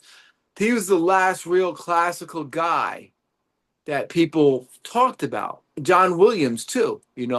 So he did Star Wars, right? John Williams. So John Williams, Star Wars is up there as anything from Mm, Mozart's day. Think about it. That is our culture. That's mm. and the same thing with Andrew Lloyd Webber. He did Cats. He did a million other things. I just can't think of them. So where are those fucking guys now? They're not around. They're gone. Like nobody gives a shit about art. It still exists. It's out in New York City. There's people going to an opera tonight, but it's probably holding maybe like 50 people. SUNY Purchase was great for that when I was in school. They had operas, they had symphony. I seen so many.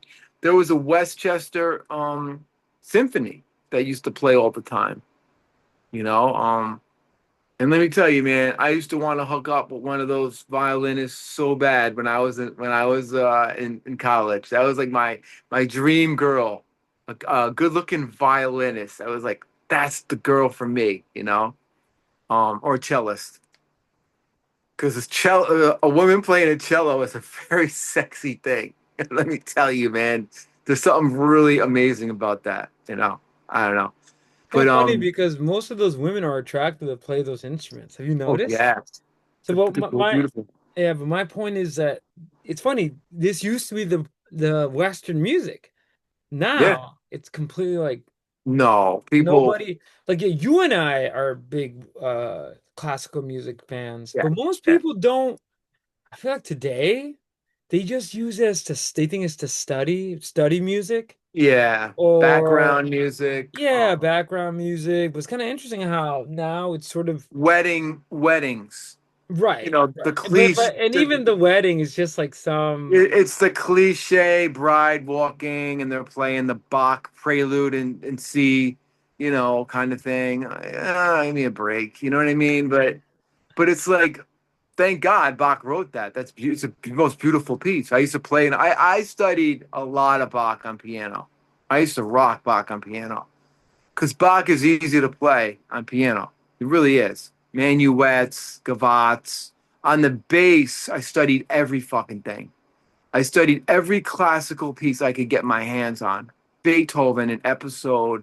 I had a whole bunch of Mozart pieces. Brandenburg Concerto, I spent about a decade trying to master that piece by Bach on the bass. Paganini, I would study his work, 24 Capriccios on the bass. Insane. So I put a lot of listening and technique into classical music. I love classical music.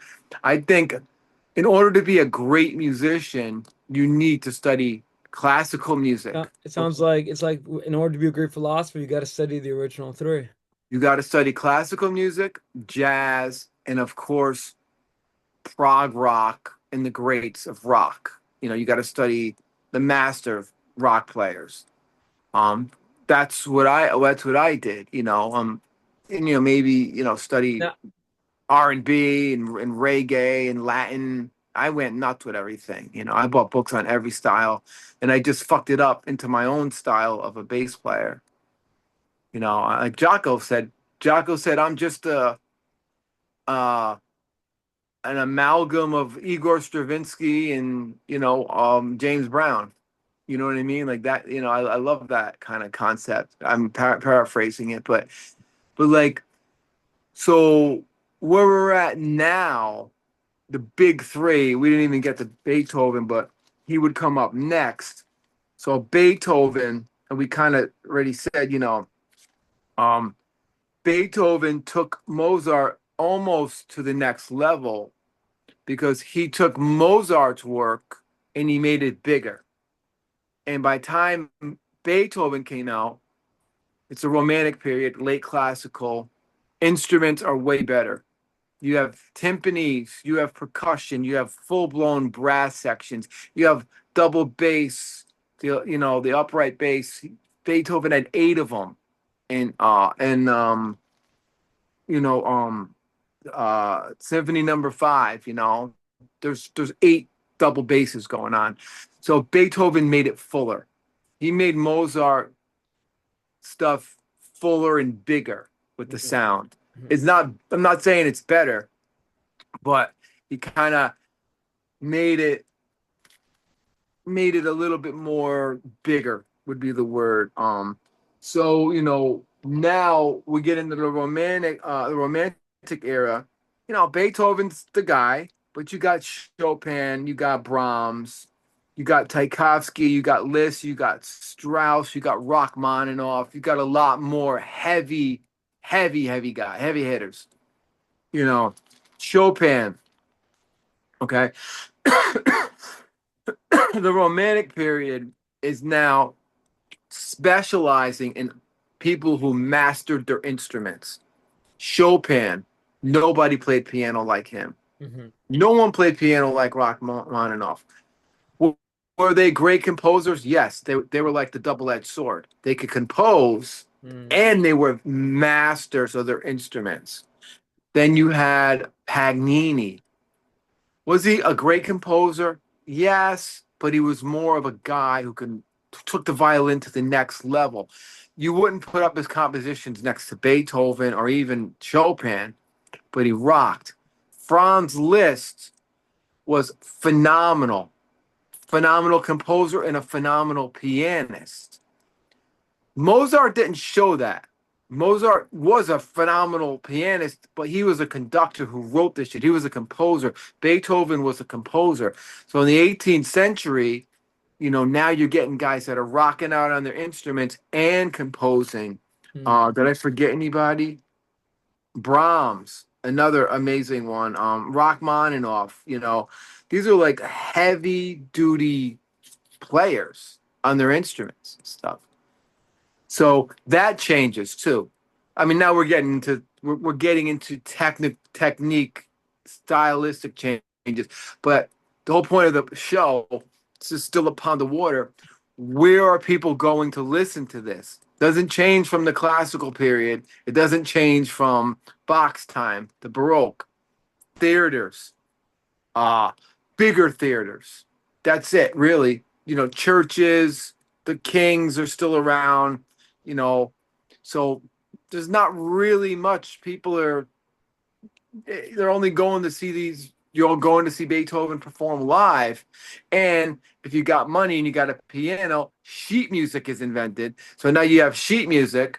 If you have a good teacher, you're gonna play Beethoven, Brahms on your piano.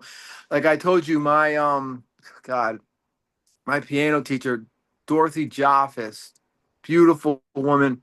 Another one, like this guy, Dr. Rayburn, can play. She won Grammys, unbelievable. She studied with Brahms when she was 7. I had a piano teacher that studied with Brahms, and she said that he was like angelic. He had red hair and a long red beard, and she said she was like in awe of this man. And she actually took lessons from this dude. It's like holy shit, it's like insane.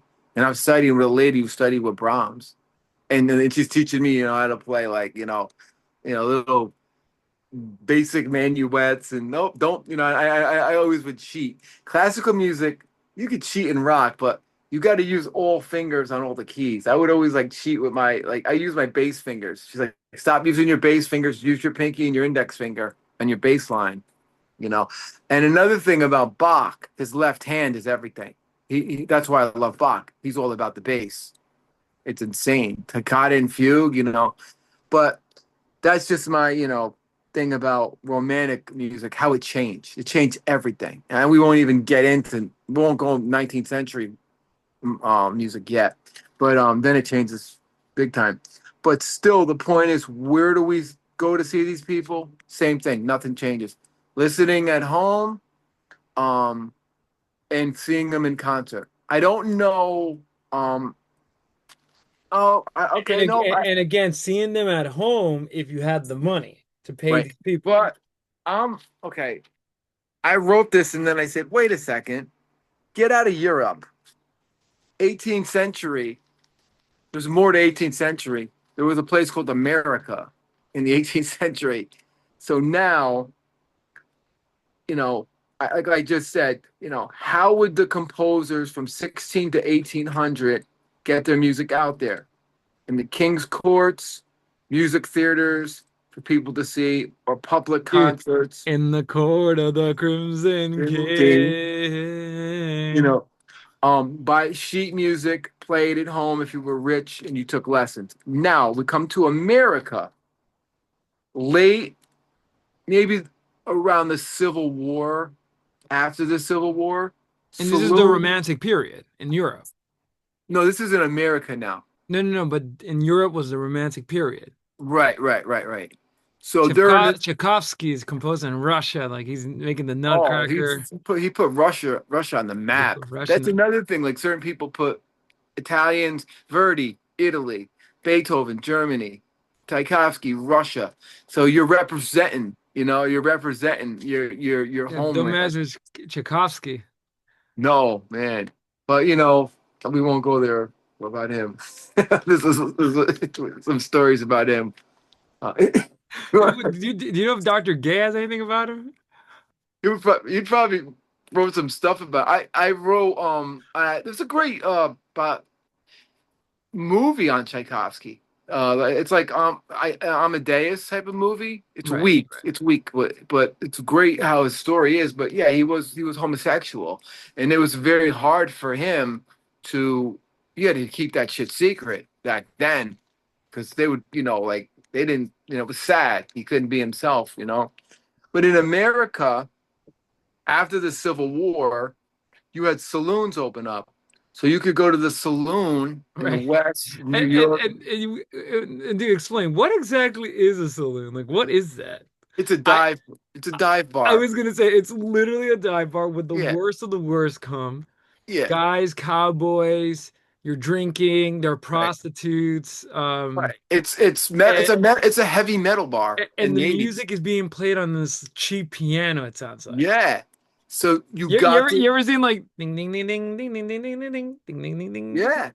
But they were playing actual pieces. Like they were playing a guy named Stephen Foster. So Stephen Foster is the first American composer that everybody knew. Mm. I think he wrote I have down here what he wrote. I'm gonna get to that. So you have in America, um, the saloons. Then during the Civil War, you want to hear music, you have marching bands playing like Stars and Stripes Forever. Right. Now it becomes with Beethoven when the war was going on, the War of 1812. I think he wrote some pieces around that. And the marching band, who invented that? Like I know Oh no, that's another interesting question because I know the band was a part of the symphony. yeah, Um, but this idea of the marching band is also interesting, especially with its ties with military music. yeah, because like during the Civil War, the North and the South would have marching bands, and they're playing Stars and And, Stripes and Forever. and we have the famous image in the American, I mean, I know it's 1900s, but American Revolutionary War with the whistle, the snare drum, I and I forgot about that. yeah, Yeah, I skipped right very over that. simple, very simple. That would be classical. That would be during Mozart's time. And another interesting question. During all this time, what the hell was going on in England? What's going on there? Like, I feel like there was nothing. I know, and that becomes the greatest thing in the world for music. Okay, yeah. Later on, they become the British invasion of rock music. I mean, that's a good point. I don't know. I never thought I'll be about honest with you, I don't know any English composers. I mean, I'm being ignorant here. They exist, but they do, but yeah, that's a good point. So in the 1800s, now we're getting into marching bands and basically theaters. Vaudeville starts to come out, and is that invented in America? vaudeville, I'm pretty sure is America. And So then you, I see that as a combination of like the troubadour stuff with the opera stuff and like yeah, the magic flute stuff, where it's like anyone yeah. can go. And vaudeville's famous because there was also performances as well. It was, Oh yeah, and and people. it is controversial, but blackface came out of that too. It did. I Kind of know. kind of controversial, but Yeah. keep that aside. Yeah, these places, you hear it in rock music like vaudeville style. Mhm. Um, um, Freddie Mercury on the frontman of Queen on Night at the Opera has these vaudevillian influences. Oh But it's yeah. kind of campy. It's kind of all over the Mhm. place. But now Yeah. it's like music for the masses. Like you're starting to Exactly. see where now it's It, not just for the it's bourgeois. it's a pond. It's a pond right now. And mind you, there's theaters. So in the theaters, there were operas in America at that time. Mm. People could see operas. But it's interesting. Was it popular in America? Um, that's a good point. What happened is I think people like W.C. Handy and Stephen Foster and Scott Joplin were doing more of bluesy jazz. Jazz was more happening. The beginnings of blues and jazz was starting to come out. There were composers that came over here by boat to perform because people wanted to see them. I don't. I wonder if I don't I think Mozart ever made it over here, I but could be wrong, but do you know Saint Francis Xavier Cabrini in New York, the little no, Italian nun? I heard of her. She was Italian and would bring I've got the exact details of the story. Would She brought on this Italian opera singer to do performances. Yeah, Yeah. so it was. I mean, It it was. was a thing. Yeah, it was a thing, but it was And think about more. it, it's like entertainment too, Yeah. because the saloons, I don't think people were like too busy shooting themselves to There was still live band, a live musician playing. right. You And know, again, like they would have the I think at this point they also had, I could be wrong, but maybe the beginnings of like hillbilly fiddle music. yes, that's coming up. Like well, that's basically based off like blues in a way. Like coming from the But but blues scales, but who invented the blues scales? the slaves. Now How? that's very interesting. It's an interesting question. So the slaves, when they were, in the fields, they would have hollers. They would call and response, and they would sing these But that sounds like scales. Gregorian chant and psalm singing that we just talked about. No, this is different. So when they figured out what they were singing, it didn't make sense to the European style scale, which is C, D, E, F, G, A, B, C, major scale.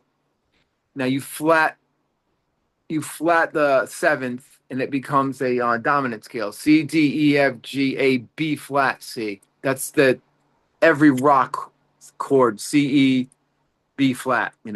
Dominant seven. Um, Blues, they were doing some crazy shit. They either did, they played a root, a flat minor chord, a flat third. Yeah, but before that, because you would need an instrument for that. They did it with vocals. They sang it. This goes back to Africa. So they had a minor third, a fourth, a flat five, the devil chord, a five, a flat seven, and an octave. That's a blues scale that we got from the slaves. Then they also had the major pentatonic, which is it's a regular major scale minus a fourth and a seventh. Got that from the slaves. And then they also had the minor pentatonic, where it's just a root, a third, a fourth, a fifth, a dominant seventh, and an octave.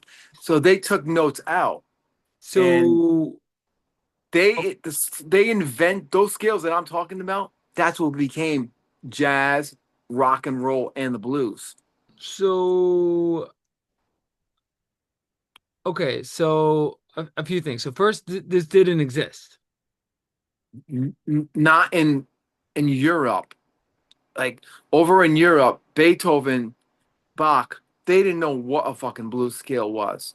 You know, maybe they might have incorporated something similar to it, but the slaves brought over the blues scales, and people like maybe Stephen Foster might have used it in some of his early stuff, but W.C. Handy, who wrote oh God, what's his famous song? I Should Be Shot, man. W.C. Handy, and when you listen to Scott Joplin, Maple Leaf Rag, they're tearing up the blues scales. It's St. Louis Blues. That's W.C. Handy. St. Louis Blues. This is 1900, 30 years after slavery. So they took Scott Joplin. These guys took the blues scales. Robert. Then that would lead up. I don't want to jump too far in, but Robert Johnson, um, all the early jazz guys all used the blues scales before rock ever existed. The blues scales So, were good. all right. So, but is there a difference between blues and jazz? As far as scales go, no. No difference. It's Okay, yeah. it's like words. We have an alphabet. Carl Jung used words in an alphabet just as Schopenhauer did, or Plato. You know what I mean? Right. It's the language. So, blues and jazz use blues scales and dominant sevenths. Obviously, jazz got a little more creative and they would use augmented chords, diminished chords. But blues was pretty much dominant seven chords and blues, major blues scales, minor blues scales. Classical world, you had major scales, probably had dominant seven scales where you flat the seventh. Um, but you had all the minor scales. Minor scales were so important in classical music. Your harmonic minor, your melodic minor, and your regular minor. Okay, and then when you get twisted, you get into Stravinsky. That's when you get into our Robert Fripp Phrygian modes and the whole Lydian mode and stuff like Right. that. So can you argue that these blues scales, Yeah. music of the slaves was the beginnings of popular music then? Yes, 100%. a Because hundred percent. most people, and then that means music listeners are in two camps. You and I think, fall with the Western, like Yeah. the European style, Yeah. for different reasons. But then most people fall in these rudimentary blues scales.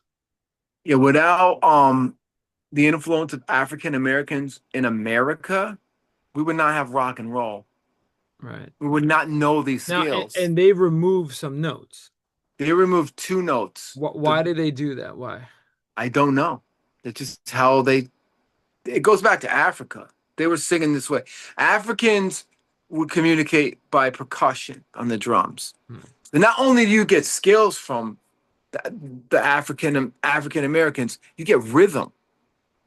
You know, there were rhythms going back to African rhythms are fucking insane. You know, they're beautiful, odd meter. You know, Neil Peart went to Africa and he wrote a book on African rhythms. He went there to study African rhythms. You know, Hmm. so you got rhythms and you got the blues scales based from African Americans. We owe everything, as far as I'm concerned, everything to African Americans for blues and jazz, rock and roll. I would even say Afro-Cuban music is based from the slaves, you know?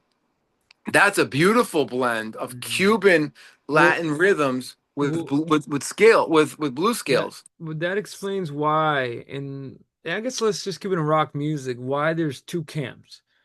Like Rolling Stone hates, for example, stuff from Rush or hates Zeppelin, the grandiosity, Yeah, the bombast.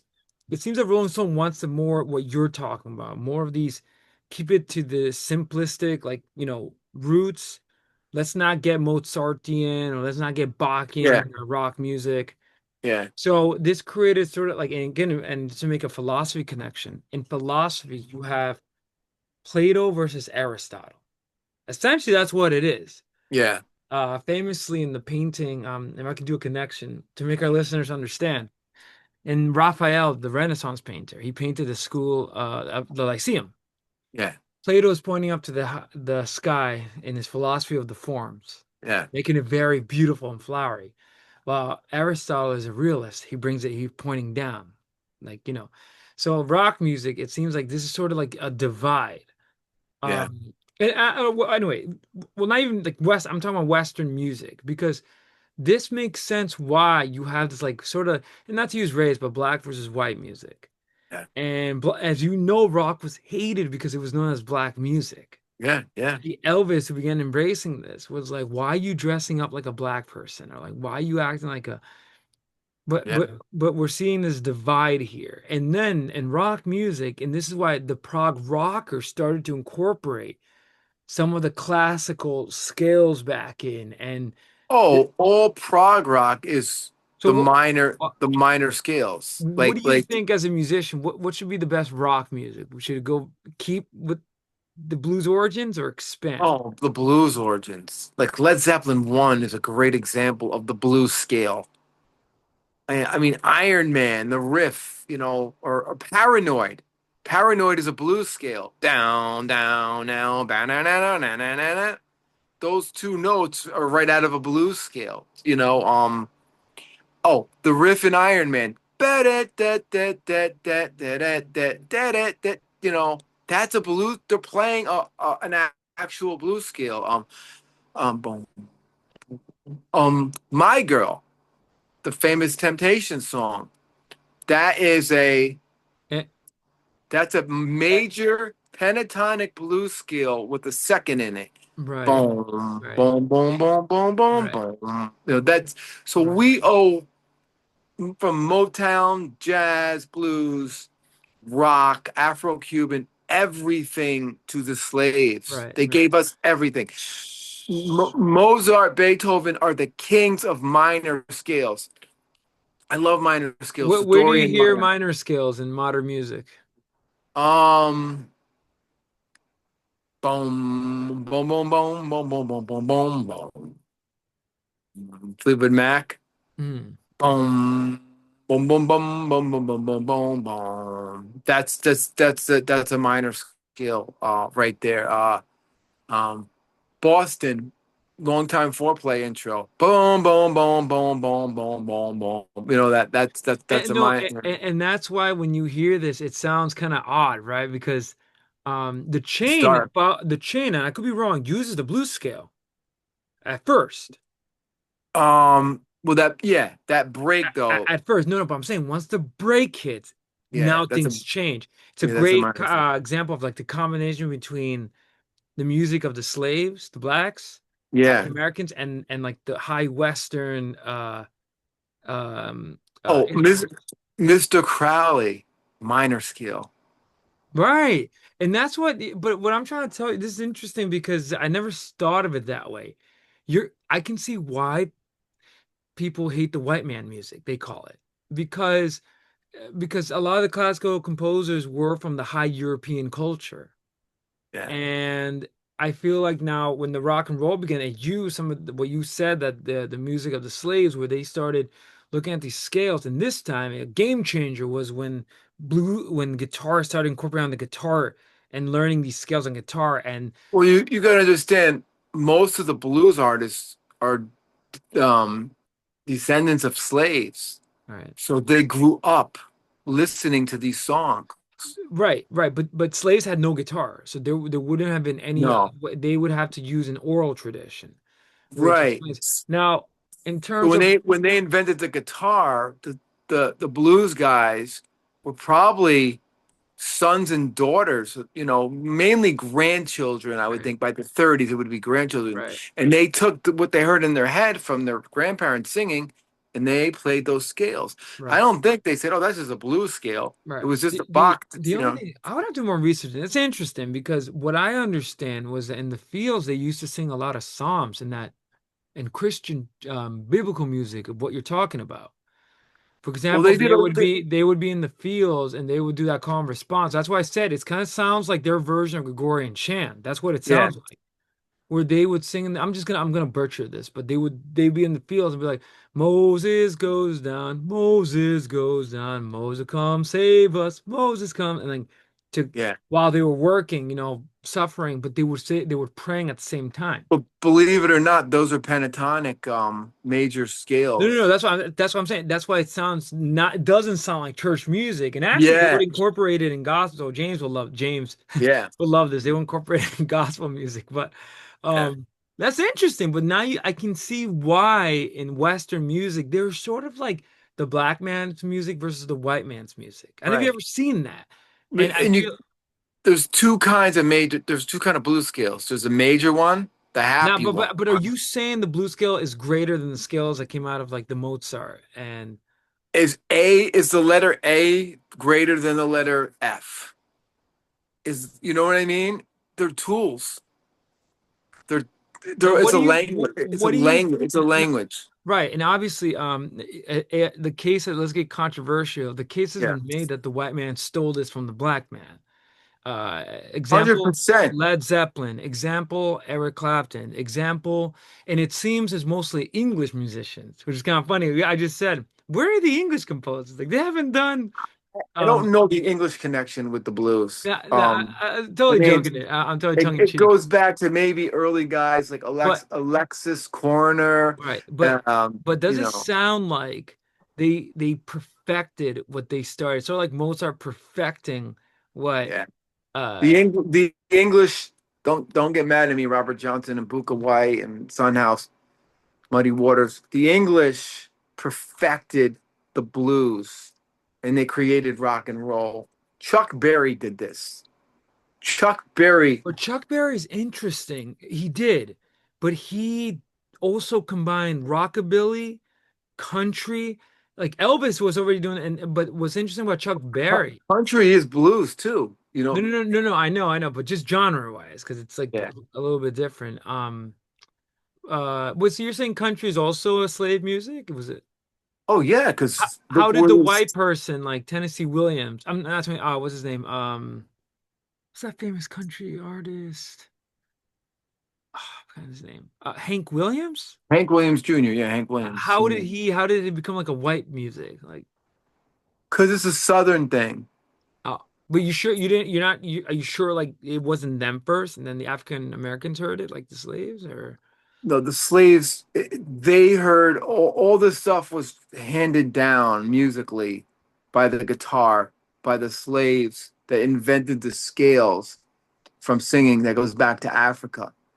The blues scales is directly right to the slaves, African Americans. And then somehow it wound up on the guitar and it became a blues scale. Hank Williams Jr., Sr., Elvis, all these country guys. Country music is a form of blues. You know, when you listen to it, Johnny Cash, that's all like a 12 bar blues. You know, 1 4 5. That comes somewhere. It's a derivative from the slaves. You know, that progression. I don't know. I don't know who invented that. That's a good one, but that'd be a great AI question. Who invented the 12 bar blues? But I believe it would probably come from the slaves because all blues comes from that. Mm, Even singing those sad songs, you know, are major pentatonic, minor pentatonic. It all comes from that. And the masters of the minor scale is Beethoven, Bach, Mozart. There's four minor scales: Dorian, melodic, Aeolian, and harmonic. Those are the four. And then of course there's a major scale that goes with that, or you want to put a dominant scale in there too. That's what those guys had to work with. Six scales and 12 notes. Only 12 notes.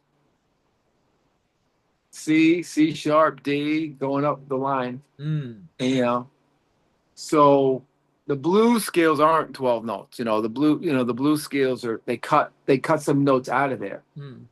They cut out the fourth and the seventh, the major seven.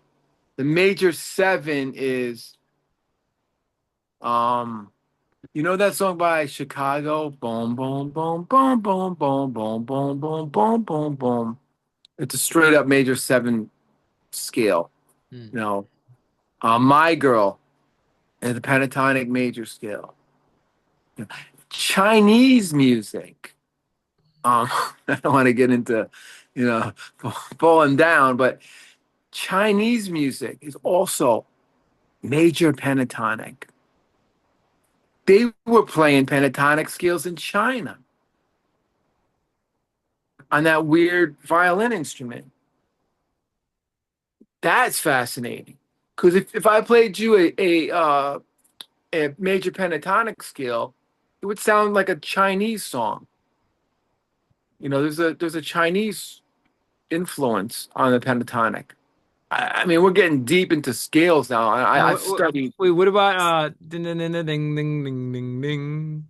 What is that? Let me see. Da. Key would that be in key of D, and you'd be going from the sixth to the fifth to the fourth to the fifth. So it's just playing the sixth of the scale, the fifth of the scale, and the fourth of the scale, like Passage to Bangkok. Hmm. So yeah, there's so many. Now there's millions of scales. Like I have scale books that people invented scales and stuff. Stravinsky, um, Schoenberg, these guys invented scales. They came Now, up with the, in terms of common. scales, though, have they always existed, or did someone invent them? Bagrius invented all this shit, No, but he except for the discovered movie. it. He didn't Yeah, invent it. He claimed that he discovered it. he discovered it from the nature. So, what do you think? Is it like it's like mathematics? Also, is mathematics real or not? Mathematics is. I learned this in college in a music math class. Mathematics and music is in nature. You just have to find it, Hmm. and it's there. Tomorrow, when you go to your car and you're up early, listen to the birds. We've had conversations about this. A bird is singing some type of scale, you know, Hmm. like, and he's and the bird is doing a rhythmic figure, like like I'm a bad bird impressionist, but like, bah, bah, bah. Then you hear another bird being like, bah, bah, bah, and you're like, and then I try to tap it out one time, never the same. Sometimes it'll be on the sometimes it's on beat one, Hmm. and the second time the bird sings again, the first beat's rested and it's on beat two, or it's off the beat, and that's just a bird communicating. That's their language, but it's a rhythmic pattern. But that sound is a note, and somehow Pythagoras figured this shit out because he invented the modes. Now modes are taking a C major scale, like I said, C, D, E, F, G, A, B, C, and altering it like the blues scale. All the blues scale is a C major scale altered. Minor third, taking out the fourth, taking out the seventh. Um, Modes, what Pythagoras did. He took a root, a flat second, a flat third, uh, a regular fourth, a a fifth, a flat six, a flat seven, in a octave, and that's a Phrygian mode. A Dorian mode is a flat second and a flat five. Oh wait, no, flat second, a flat third, normal fourth, flat five, a flat six, and a flat seventh. It's a Dorian mode. I'm getting nuts with this because I studied this. It's just like you with philosophy and stuff, but Mhm. like Pythagoras figured the shit out in nature. That's another thing we studied. The two things that stuck with me in the history of music is that the slaves invented the blues scales and Pythagoras invented the modal system. I don't know, you know. Mm. Mozart, Beethoven, they had all those scales already. That was already there. That goes back to if we want to dig deep, going to the Renaissance. King David was using major scales and minor scales in the Psalms. Gregorian chant is minor scales and major scales. But you could not do a flat five in box time, or you that's the devil in music. Why? That's because it's so dark. I'm surprised Toccata and Fugue. I think I did read it did get banned in some Right. churches, But you know, why? But why? Who said that that's demonic because or it sounded demonic. Didn't sound happy. Didn't sound like the angels. Da-na-na, da-na-na-na-na. It's all minor. It had that darkness to it. And no? maybe people Beethoven's superstition. Ninth Symphony, that famous, is that minor? Da-na-na, dun Na dun dun na dun. na na, Oh, dun dun. Very that's dark minor. sounding. Most heavy metal is I, minor. I was gonna say heavy metal is Beethoven music on full like Mo- because you're trying to get the most darkest uh metal, metal is minor and blue scales put together. The Beatles are major scales. right, right. The What's Beatles are, interesting what's interesting is that what you're saying is that again in Western music you have to tell like two cities, you have to tell two musics, blues scale versus major. yeah, Because John Lennon, Paul McCartney started introducing a lot of his classical influences because his father was he was in the orchestra. right. And then Lennon's like, "What the F are you doing? This is granny music. Like, what are Yeah, you yeah, doing? yeah, I want to play rock and roll." Well, you're saying the yeah, the blues scales and everything. yeah, And McCartney was sort of always embarrassed. But then he ended up like, the Beatles have also two kind of like pull throughs where yeah, when they combine, they produce some of the greatest music, yeah, Lennon and McCartney.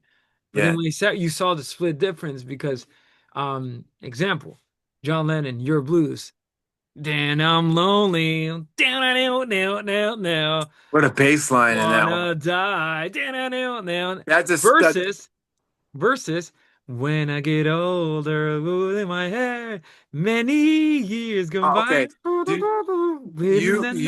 You just did an amazing example of major versus blue No, scales. you're making me think now because that's why I get it when people say Lennon is sort of credited with inventing heavy Yeah. metal. Not really, but he had this like because obviously Lennon influenced everybody. Let's be honest. Oh, Ozzy's oh, on record by saying this. yeah. John Uh, Lennon is, John McCartney Lennon, and Lennon. dude, Forget forget about it. about it. But then I see it because it's like okay, and this is why like in metal music, if you dare put in major scale music, they're probably gonna call you like a fag or like what I the fuck. mean, no, no, No, no, it's I'm joking. it, I'm joking. But yeah. let's be honest. Now, am I correct, Cheech? Is most pop music major scales? Pop music at the time? Um, Like, it let's say depends. ABBA, like ABBA and like all this stuff. Yeah, there'd be major sevenths are very important. Um, Singer-songwriters, major scales, Right. major chords are very important. What about Bob Dylan? Yep, yeah, major scales, Now, dominant why do scales. you think he was hated when he started using blues scales? Because they were like, Mhm. "What the fuck are you doing?" Yeah. Like, and It, again, it's you got to understand these are tools, you know.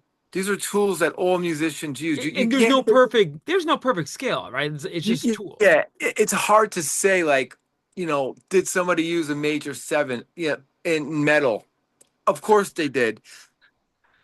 Did Bob Dylan use it? Yes, he did, but I'm trying to think more in like soft rock, the Beatles, you're gonna hear majory sounds. Rock and roll is dominant seven. It's that major seven, but you flat that. And it's a flat seven. That's rock and roll. You're gonna hear that and more in the Beatles, on the like ballads of the Beatles. You're gonna hear them, like Let It Be. It's all major Mhm. sounding chords, um, but yeah, major sevens are different. Like there's four chords: major, minor, diminished, and augmented. Now, I'm talking about sevenths. So that's like giving the quality of the chord. Okay, it's hard to explain. You would know like a major a dominant seventh if you heard it, and you'd know a major seventh. Chord wise, major chords are everywhere. Every genre of music. You could not have music without a major chord. C, E, G. You add a seventh on there, gives it a different sound. Mm, That major seventh gives it a little bit of dissonance, and if you flat it, it gives it more of that rock and roll sound. mm, You add another note above it, a D. It's a nine, mm, to ninth chord. That becomes a jazz sound. mm, Now, if you flat the third and you play the fourth and you flat the fifth and you play the normal fifth and the flat seventh and the octave, that's a blues scale. And if you flat the third and the sixth and the seventh, that's a minor scale. So if you flat the third, it's minor. If you leave the third alone, it's major. That's all you need to know to play any instrument. You know, I mean, I'm just going nuts on music theory right now. mm. But and we're supposed to be talking about how people listen to music, but Also, dude, this I is don't. We're at like 2 hours right now. but I think where we're at right now we'll stop so we'll stop at okay, I got a little bit more on this. So we stopped at the vaudeville, local theaters, local bars. People got to buy sheet music. Now by late 1800s, early 1900s, there's more pianos. Sheet music is booming. There's a lot of songs written. Stephen Foster, a lot of songs. So you have people playing music at home. Okay. Also, bands toured. They would travel the states to go play out rodeos, whatever, outside festivals, you know, opera, like you said, that famous saint who brought an opera. I'm talking Europe and America here. You know, um, also the invention of a player piano, Hmm. which I own one, and you buy sheet music, you put it in the piano, and it pumps out air and it plays by itself. You've seen those things, the player pianos. That was back then. Yeah, 1800s. Oh yeah, but you would have to manually. Yeah, I have I one. I have one. I've seen that. It's kind of funny. I've seen that like in saloons or something. It's kind of weird. Exactly. Wow. So those got popular for people to hear music. Then the sheet music boom. Just to name some songs and composers: Tchaikovsky, Dvorak, Brahms, Scott Joplin, Debussy, Mahler, Strauss, Edward MacDonald, Stephen Foster. Uh, I shouldn't have put his name in Charles Ives, but that's a little later. Some songs: Maple Leaf Rag, Stars and Stripes Forever, which is a march. My Wild Irish Rose, Ta Ta Boomerang. You know that song? Ta ta boomerang. All these cliche, corny songs that we hear now, they were written back then.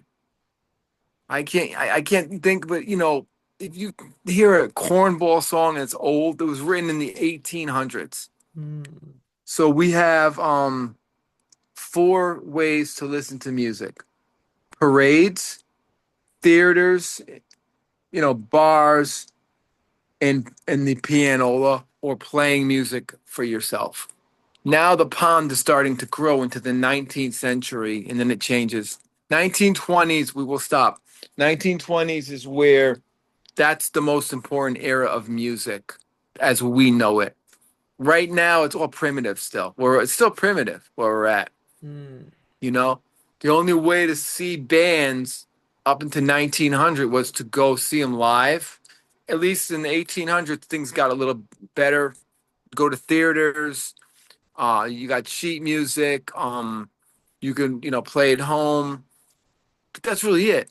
Radio records were And on think the about it. The way. way, and no, what's shocking is that from our perspective, this idea of put on headphones and like listening to music for about 2,000 years, that wasn't a thing. This is new, dude. In It's 19, it's not even. It's about 100 years old. The way we listen to music is only 100 years old. right, 1920 is when RCA record player came out. right, You could play a 75. I don't want to jump ahead into the 20s. We'll save that for next right, episode. right, right, right. But It's fascinating because again, like the way I see it is, and obviously you've been living more than me, so you saw this like boom, like I guess oh my height that God, we're going to be yeah, talking about pretty soon.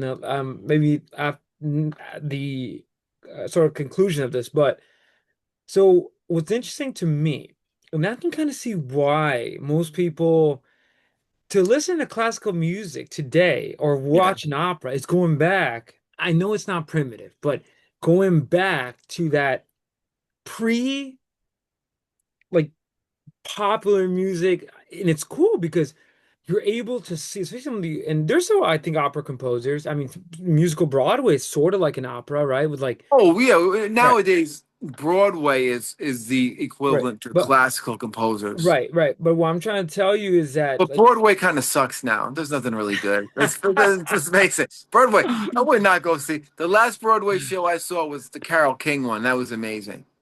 You know what I I'm mean? not gonna like that was, but that was cool because I saw Carol The Lion King. I brought my kid to see The was Lion playing, King. right, Yeah, but no, that was good. It was fun. But there's nothing great. right. Like I played a lot of shows in college. I played like the old time shows, like Guys and Dolls, um, Gypsy. These are old plays that they used to have productions in high school. Grease. There's not a new Grease out Right, there. You right. know, there's not much out there anymore. I mean, I'm just But, being my old self. what I'm trying to tell you is that there was this idea that, and I can see why people won't listen to classical music, or it's not because they won't choose to, it's because this represents the old way of music. Yeah, Like even older. I mean, think about it. The fact that you and I still listen to, like, we put on a classical piece, yeah, it transports us back to this time we're talking about now. The only difference is now we can put on headphones yeah. and actually listen to the Right. music, right? But here's the thing. Silkman brought this up to me. I got 2 points I want to make before we end. Silkman pointed this up to me. We really don't know, and I think you might have disagreed on this one. Let's see. Yeah. We don't know exactly. Oh, I disagree. Like when they wrote the music in the notation, right? They wrote it out. Every person who played it or transcribed it may have a different articulation, a different way. I mean, I like, don't know about do that. we really know what the magic flute sounds like? Um, give you Does it picture. did it does it sound like Simple what answer. Mozart? You can argue with Dr. Gay. Yes. So That's you what's so beautiful about music notation. so you think you rely on that notation as You being exactly what Mozart wrote, well, well, as again, and and the other well, person who interprets it. What about interpretation? Oh, that's a completely different story though. But for years, no, okay. To is that the first? What's the second point with Joe? Well, no, Joe had said, do you really think the music that's being read from the classical people is what we're hearing Yeah. by a modern day orchestra? Mm-hmm. Like, did they interpret it correctly? Because you Dude, don't know. no, I disagree. Like classical music is stuck in time. That's what's so beautiful about it because the notation, again, you know this. You compose music, so the sheets were there. Yeah, And think about it. This is sort of like one of the first songbooks where things really didn't change. Like if there was innovation, somebody would then go in their note, the and start. And again, when you read sheet music, like back then, now the only thing difference is that obviously there were no recorders, there was no way to recording. But what's beautiful, right. if you play Mozart's music Yeah, as you hear it on any songbook or any composition book, yeah. it is the same. It is the same music. It's That beautiful. that's your opinion on that. See, I I want to agree with you, but being a musician, we interpret things differently. But You you're know? doing it on your own. Back in the day, it would be a composer. You wouldn't have no say in this. You would have to be a composer that they're pushed. In those days, Like for instance, and I'm going to cut you off. When Les Claypool said to Getty, I'm playing was Farewell to Kings or whatever, and he played it for him. He goes, "Am I close?" And Getty said, "Nope." You know what I mean? right. But So the only difference there is electricity, though. yeah, Back in those days, with no electricity, see electricity opened up. I mean, talk about inventions. yeah, Electrified instruments opened up, especially electric guitar, yeah, opening up this new thing that was never seen before. Classical yeah, guitar, for example, used to play it like this.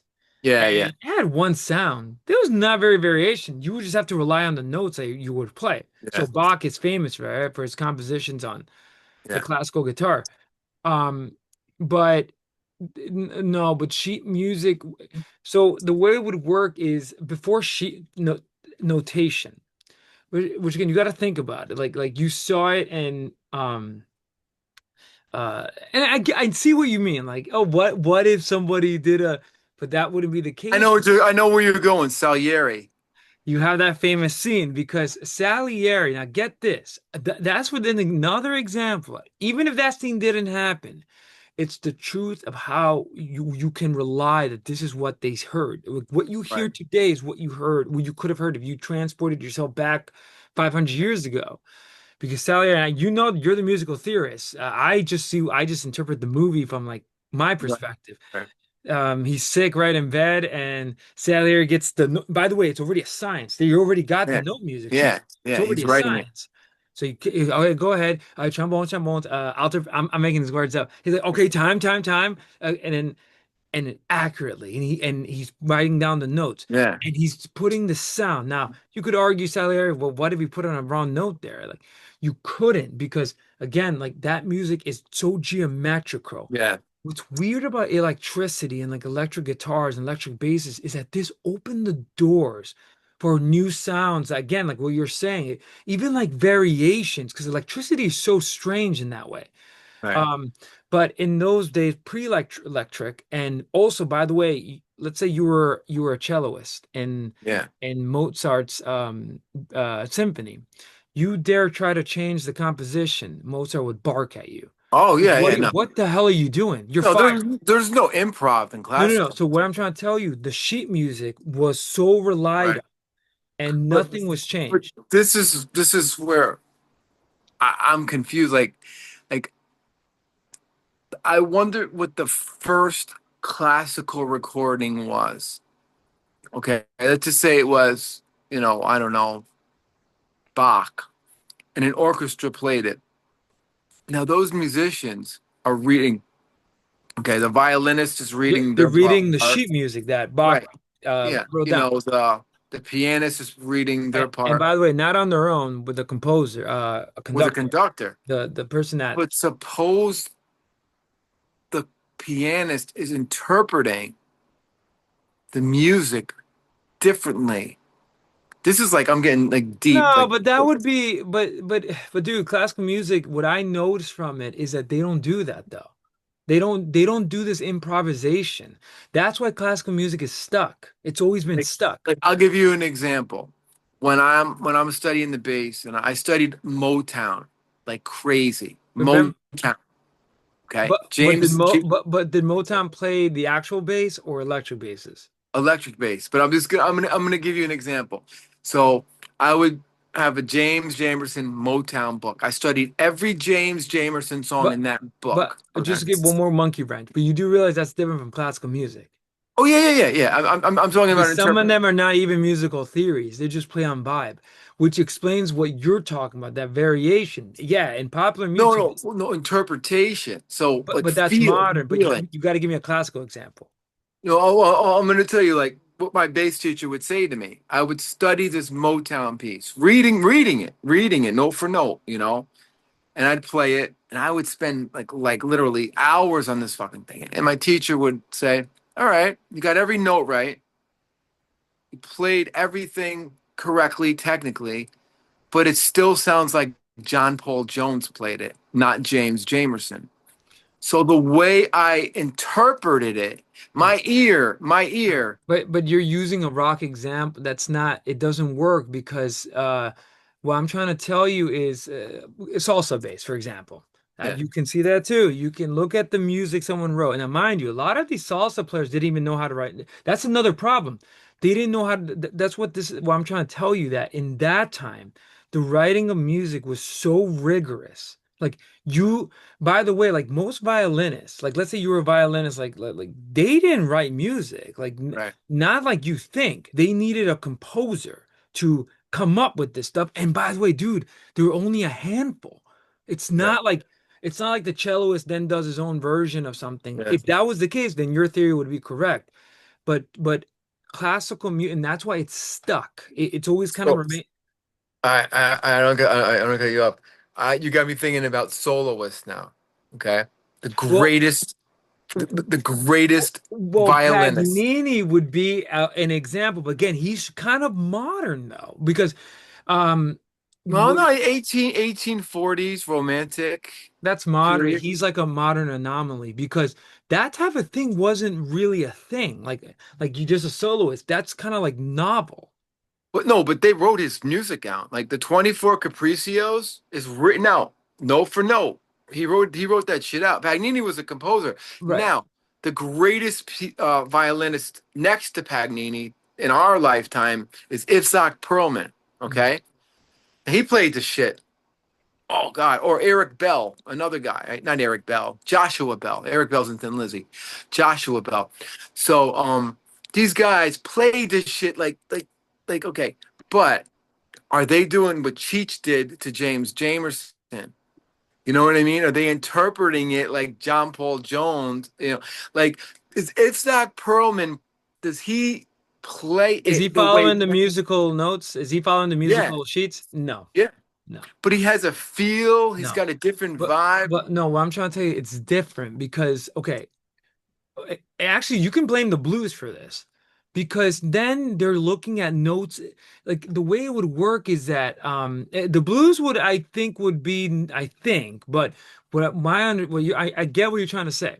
Yeah, See, there's a feel now with music, but an interpretation like you could be looking at the notes, but it doesn't sound like the kind of like that doesn't sound like you know yeah, um whatever that bass player.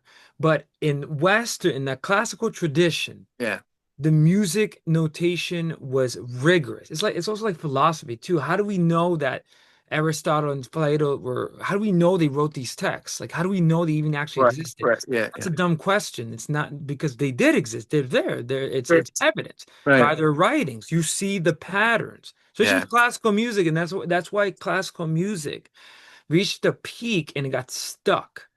Like there wasn't, they just build upon like what all these structures were, but in yeah, a way, kind of if you notice, it's kind of like a preservation because yeah, of.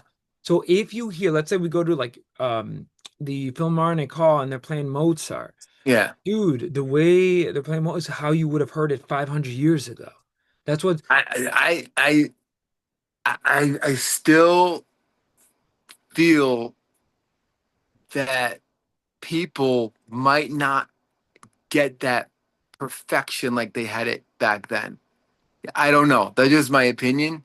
You know what I mean? And I think, especially, you might be right about an orchestra, but a solo artist, No, like but solo artists at that time, maybe if piano players. a Chopin nocturne, if someone is playing the nocturne, did it sound exactly like the way Chopin sounded? I mean, Like that's he a like hard. what how he would have played it or sheet music. If you went and seen Chopin, right, and then you go see a night of Chopin by some great Right, pianist, right. or we'll talk about Yo-Yo Ma, the greatest cellist of modern times. He did every Bach cello suite. Mhm. I studied them all, every prelude and C. Now, Yo-Yo Ma is the great. F. Zach Perlman is the greatest violinist of our time, Mhm. and Yo-Yo Ma is the greatest cellist of our time. Now, he's so great. He was on the Muppet Show. No, no, he was on not the Muppet Show. He was on Arthur, the aardvark guy. You know, Yeah, I remember yeah. that. Yeah. So, is as great as he is he really playing? This is 16th century, what Bach wrote. Does it really sound like what a cellist in Bach's time would Mhm. play? Because of the notation. It was rigorous. Yeah, That's the difference because once you remove that, then that creates that problem. Even soloists, it creates that problem that you're talking about. Because then, again, like let's say like they're not gonna play like the original person, but yeah. that's kind of like a new thing. That wasn't really a thing back then. But okay, I know what you're saying. Your ear is different than your eyes. Uh, No, think about no. that. No, yeah, no, no. Think about this. Think about this. When you read the music, you're playing it. You can go see four different Zeppelin cover bands. They might not sound the same because Okay, yeah. But that was introduced by introducing rock and electricity because this time now you're creating this, like Led Zeppelin composed their. Okay, here's a good example. Let's say Led Zeppelin existed in 1600s. They right. have, and let's pretend that the electric guitar, everything was there. Yeah, yeah, Okay, I'm gonna get you to understand this. That let's say Jimmy Page composed "Stairway to Heaven." right. It's a sensation. He writes down the notes and everything. Okay, all right, no recording. So how do we know? Okay, Yeah, then you have the note. Someone else in the 20th century looks at it, and I'm telling you, this is the problem. This is like a new problem that you're still stuck in your time. yeah, So in let's say the same band try to perform Led Zeppelin. So I see here, okay, and they try to play. That's a problem. It's not gonna be the same that Jimmy Page did. It's right, not because because rock music relies on visual and audio, what you just said, especially visual audio, where you yeah, actually have to listen yeah, and see what he's doing. And a lot of guitarists learn guitar that way without even learning any musical theory, just by listening. right. This creates a problem though, because this time nothing's written down. And this creates a problem interpretation because let's say like another band, like you said, five Led Zeppelin, that's the problem. Like one Led Zeppelin cover band sucks ass. Like Yeah. one is actually okay, one, But but the other one sounds just like Led Zeppelin because and because the because we have a reference. We know what Led Zeppelin sounds like. right. And Page, as brilliant as he is, I'm Yeah, philosophizing. yeah, He didn't write his musical notation down. He right. didn't say we're gonna go A minor. That's why, dude, back in the day, and I got this from Dr. Gay. Dr. Gay taught me in that book that notation was rigorous. Like, So and so this is Dr. Gay's theory that no. Dr. Gay, this has nothing about this. You're the one raising this up, and actually, a lot of people go against you. A lot of scholars, like I what does Dr. Gay bring this up in the book? No. No, he Okay. just teaches me what Mozart did, and Yeah. he would compose in the brilliance of it, and people would look at his compositions, and then when he would like play them live, they're relying on the music. See, what I'm trying to tell you is that Mozart first composed like this before ding ding ding ding. He I mean, didn't compose first on piano. yeah. He actually wrote the notes down first. The only reason why I have maybe a difference of opinion is I remember a kid asked professor this, and the professor says, "We'll never know."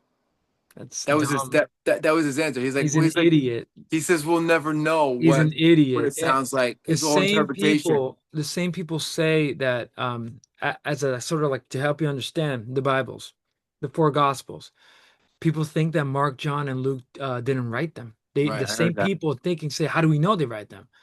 How do we know? It's because the same people kept using their names for hundreds of years. Yeah, it's Same true. thing. The oral tradition was so important. Now classical music is a kind of like oral tradition, but this time notation was introduced and it was formalized and it was taught and it was rigorous. Like Yeah. you can't just be like, again, an example would be Mozart would spend so much agonizing pain like composing this. He'd say he would go crazy, like he was a Yeah. genius. Yeah. Now, if a cellist dared interpret it differently, he would bark, "What are you doing?" Like he Right, would right, say, right. "You're fired. Get out of my symphony. Yeah, We yeah. need another one. We need another celloist." Oh yeah. Beethoven also was so like his is another good example where he became deaf, so he relied on notation. And he relied on his own inner Right, ears. right. So what I'm trying to tell you, like He, that kind of he relied on earworms on the next level. no, and he relied on the notation for others to notice this. There was no room for like, well, how do we know? This is why I gotta say Beethoven's the greatest composer of all time. You Right, got to give it to him because he wrote deaf. He wrote by music he heard in his head, right, and he right. But wrote it on paper. right. And remember, so it kind of puts a caveat in your theory that, you could argue it, but I will say that For that's that. what's weird about classical music, and that's why it's stuck in time. It's stuck in time because it never really, now rock began and electricity began what you're Yeah, saying now, different interpretations. Let me give you an example. Like we talked about this with like reggae bass players. You yeah. gotta get in the groove and I would argue a lot of them wouldn't know how to write that music down. Now, if No, they did, no, no what way. happens? It becomes geometrical. It stifles them. They don't want Yeah, that. They yeah. want the freedom. Jimmy Page can't write music on paper. Right, right. Only Frank Zappa could. I Well, mean, well, well, Steve Vai could. You know, and think about the guitar playing, how it's now Frank Zappa. Now, Frank Zappa, if he wrote that musical notes down, every guitarist can actually emulate him. yeah. And actually, Rush is famous for that too, the band Rush, because they would be so meticulous. They were, and I don't know if they knew how to write music, but they They did. don't. No, Rush could but not write. they did it for rock, and a lot of people complain, why do you guys sound the same? We want more kind of like Yeah, improv. And now anyone can play Rush music because yeah. all you have to do is listen to because they were so meticulous. They were what the composer were doing in note music, where Let me tell you the hardest thing, and I've told you this, I think, in other episodes. For me as a musician, I did everything. I went to music college and studied every counterpoint, harmony theory. I took a composition class, and we had to take all. I think I got up to level 4 in theory, level 2 in harmony. This is pretty heavy duty insanity. Uh, there's motions in music. There's oblique motion, parallel motion, contrary motion. Well, one note's going this way, another note's going that way, another note stays the same. And I was always good at the Bach cello suites where we would take um the song would be the one chord going to the five chord, and you'd have to write the chords and say it's a C E G. Now that G has to go to an A, but then the note next to it has to go to another note and it's got to be perfectly aligned. And I always fucked it up because I played rock and it sounded natural to you me. see that, and you just answer your own question. That's what I said. Like it now, that's why I get what you're saying. Like you're saying, how do we Yeah. know it's not? And Joe too, because Joe, I don't think knows about musical theory. Yeah. I don't think No, he listens to classical I don't think music. so. No. I don't But think. but it was crazy when they told me to write my own piece of music. I got on my bass and I wrote a piece of music. And they said, just write, I don't know, 8 bars. I was completely wrong. No, but Like see, that's what I'm saying. Like you're eighth, starting. eighth notes, 16th Right, notes, right, syncopation, right. rests. Now, You know how fucking hard that is? no, no, And no, then to arrange it for dude. two people? Well, that's why I'm trying to tell you. You're coming, what you're saying, like, does Mozart sound like it does when he played or whatever, Beethoven? The thing is, those composers, they agonized over that. Yeah, And yeah, they had to get it right because again, that's why, dude, that's why there'll never be another Mozart. There's never going to be, it's sad, but that just yeah. tradition was taught. And Yeah. it's really caused a lot of stress. I would argue a lot of it killed Mozart. I Yeah. mean, And you know because what's sad? AI could do that shit right now. yes, I which could kind of write it. puts I another, can write a piece of music. yeah, which kind I of puts could another write. I could controversy. Yeah, scribble A, yeah, B, C, D, whatever. yeah. Put it in AI, and then they and it'll sound. It may sound like shit, because it all comes from your ear and what you play. And I Mm, remember when we would play it to the teacher, we were laughing at each other because it sounded bad. And then one kid, I told this story before. I said, "Yeah, it's supposed to sound like John Cage, avant-garde, dissonant." And they're like, "Yeah, sure," because that's how bad it was. Like that, it's so. If you're a classical student, you would not you would have it perfect, But being a bunch of jazz guys or rock guys, I mean, jazzers were way better at it than I was, but like metalheads, we would get laughed at, and we couldn't use our fingers. And they would say, no fingers, got to use your ear, learn to mm, train your ear. And I used to get so frustrated. But my other point I was going to say was 1920 is when the phonograph came out, mm. RCA. That's when people listened to a 75 track record. Yep. And what's fascinating, there's a movie called oh, what's the movie called? What's the movie called? It's about this crazy guy that tries to get a ship through the rainforest in the Amazon. He's this nut, and he's playing on his little record player opera. This is like in the Wow. 1930s, 40s. Yeah. Oh, Fitzgeraldo. It's a Okay. famous movie about a guy trying to make an opera house in the Amazon. It's strange. And I think he's German. And he's playing his, like you said, his opera because Yeah. now things were starting to be recorded. Right. And Which, you just remind me of a story. I was blessed to hear opera records on a 75 right, because my grandfather had the 75s from when right, he was a kid. And right. every record player we had in the 70s and 80s had a 33, which is an LP, a 45, which is the little one, and 75. Like, what the hell's this? And my grandfather was like, I got him. And I would listen to like Benny Goodman, Right. jazz records from my grandparents. Right. But I was gonna say, dude, it's only been 100 years, Hmm.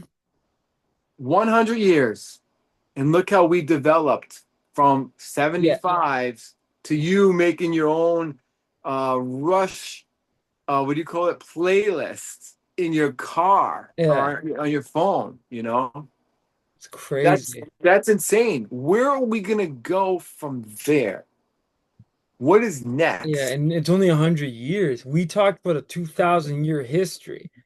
Now, this history is only about 100 years. Where are we heading now? Because it sounds fascinating how we have the age of streaming, Yeah, and most people now are stuck in what's popular, yeah, which we're all leading to this, right? So, again, I guess it'll be a next week episode on the 1920s and like yeah, yeah, consequences yeah. and It's gonna get up. Yeah, yeah, but that's a great but point. yeah, I mean, so kids, if you made it this far, I know Silkman. Hi, Joe. uh, um, Joe, who won the debate? Cheech or I? Comment below if you get this no, far. Joe's on my side. I think Joe's on my Joe, side. who convinced you? No wrong answers. I won't get But mad. no, but But like you I will make agree. Dr. Gay mad. I agree with you, Manny, on a lot of that. But it just, as an interpreter, it's hard for me, to like. We'll debate more about that. But the whole thing is we developed in 100 years, but took literally from King David to like to 1920 to get there. Hmm. There was no way we could know what music sounded like until the record came out Yeah. of Yeah. even Yeah. Mozart. We don't know. Also, to make a movie connection, nothing was filmed back then. the Like, camera was invented around the same time, and when things yeah.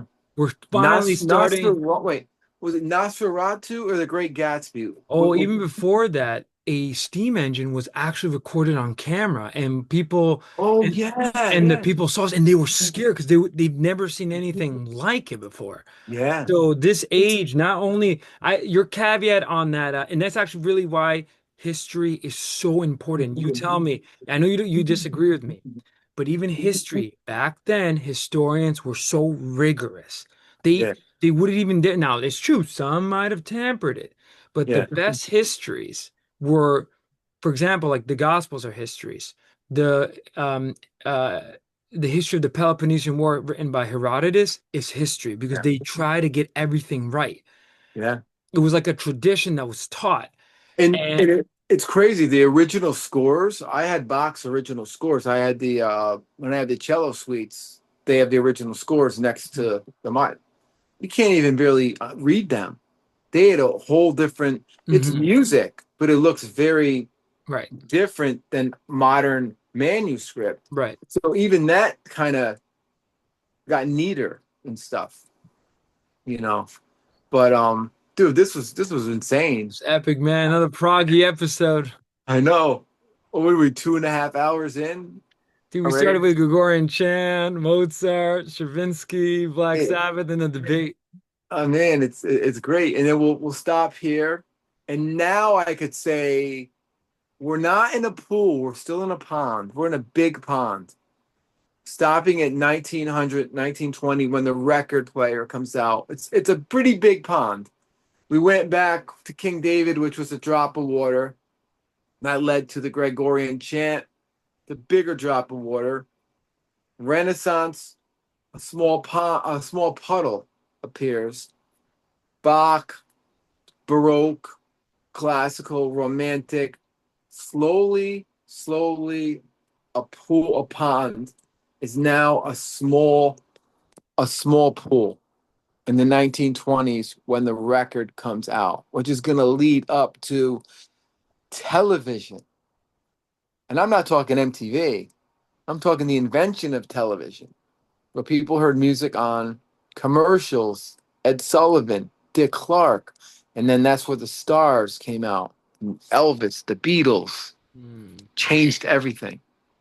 But we're only in 100 years of all this modern stuff.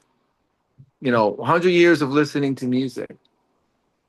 So a girl who lived in my house in 1920, lived in this room. I always talk about her. I wish I knew her name.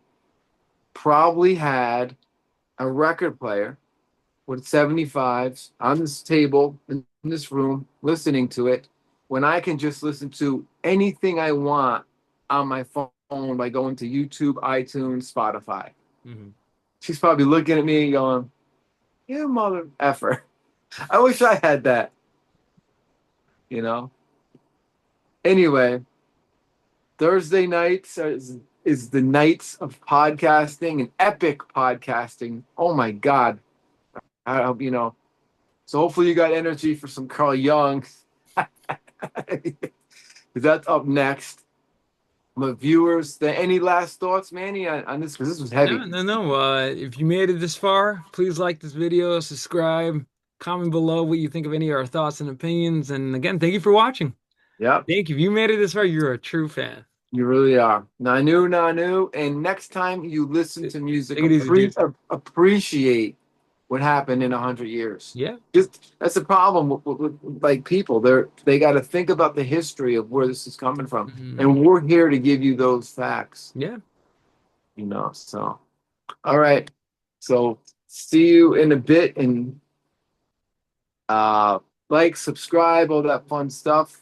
Hope you enjoyed the Tao of Music by Cheech Yeah. and Winnie. I love your like closing line. I wanna do something too where it's kind of like that British guy. Oh, in my closing salvo, I hope you stay well. I love that guy. I love that guy. Yeah, he's Oh my God. awesome. Anyway, but thank you guys so much for watching and gals. This was fun. Let's explore 2000. We have made it to like the 100-year point, year ago back mark. And we'll Yeah, take it on next episode. Please join us on the Young episode, which obviously is going to come different day, yeah. but Cheech, Nanu, Nanu, brother. I'll No, see you on the no, other no, side. no. See you next time. Bye bye.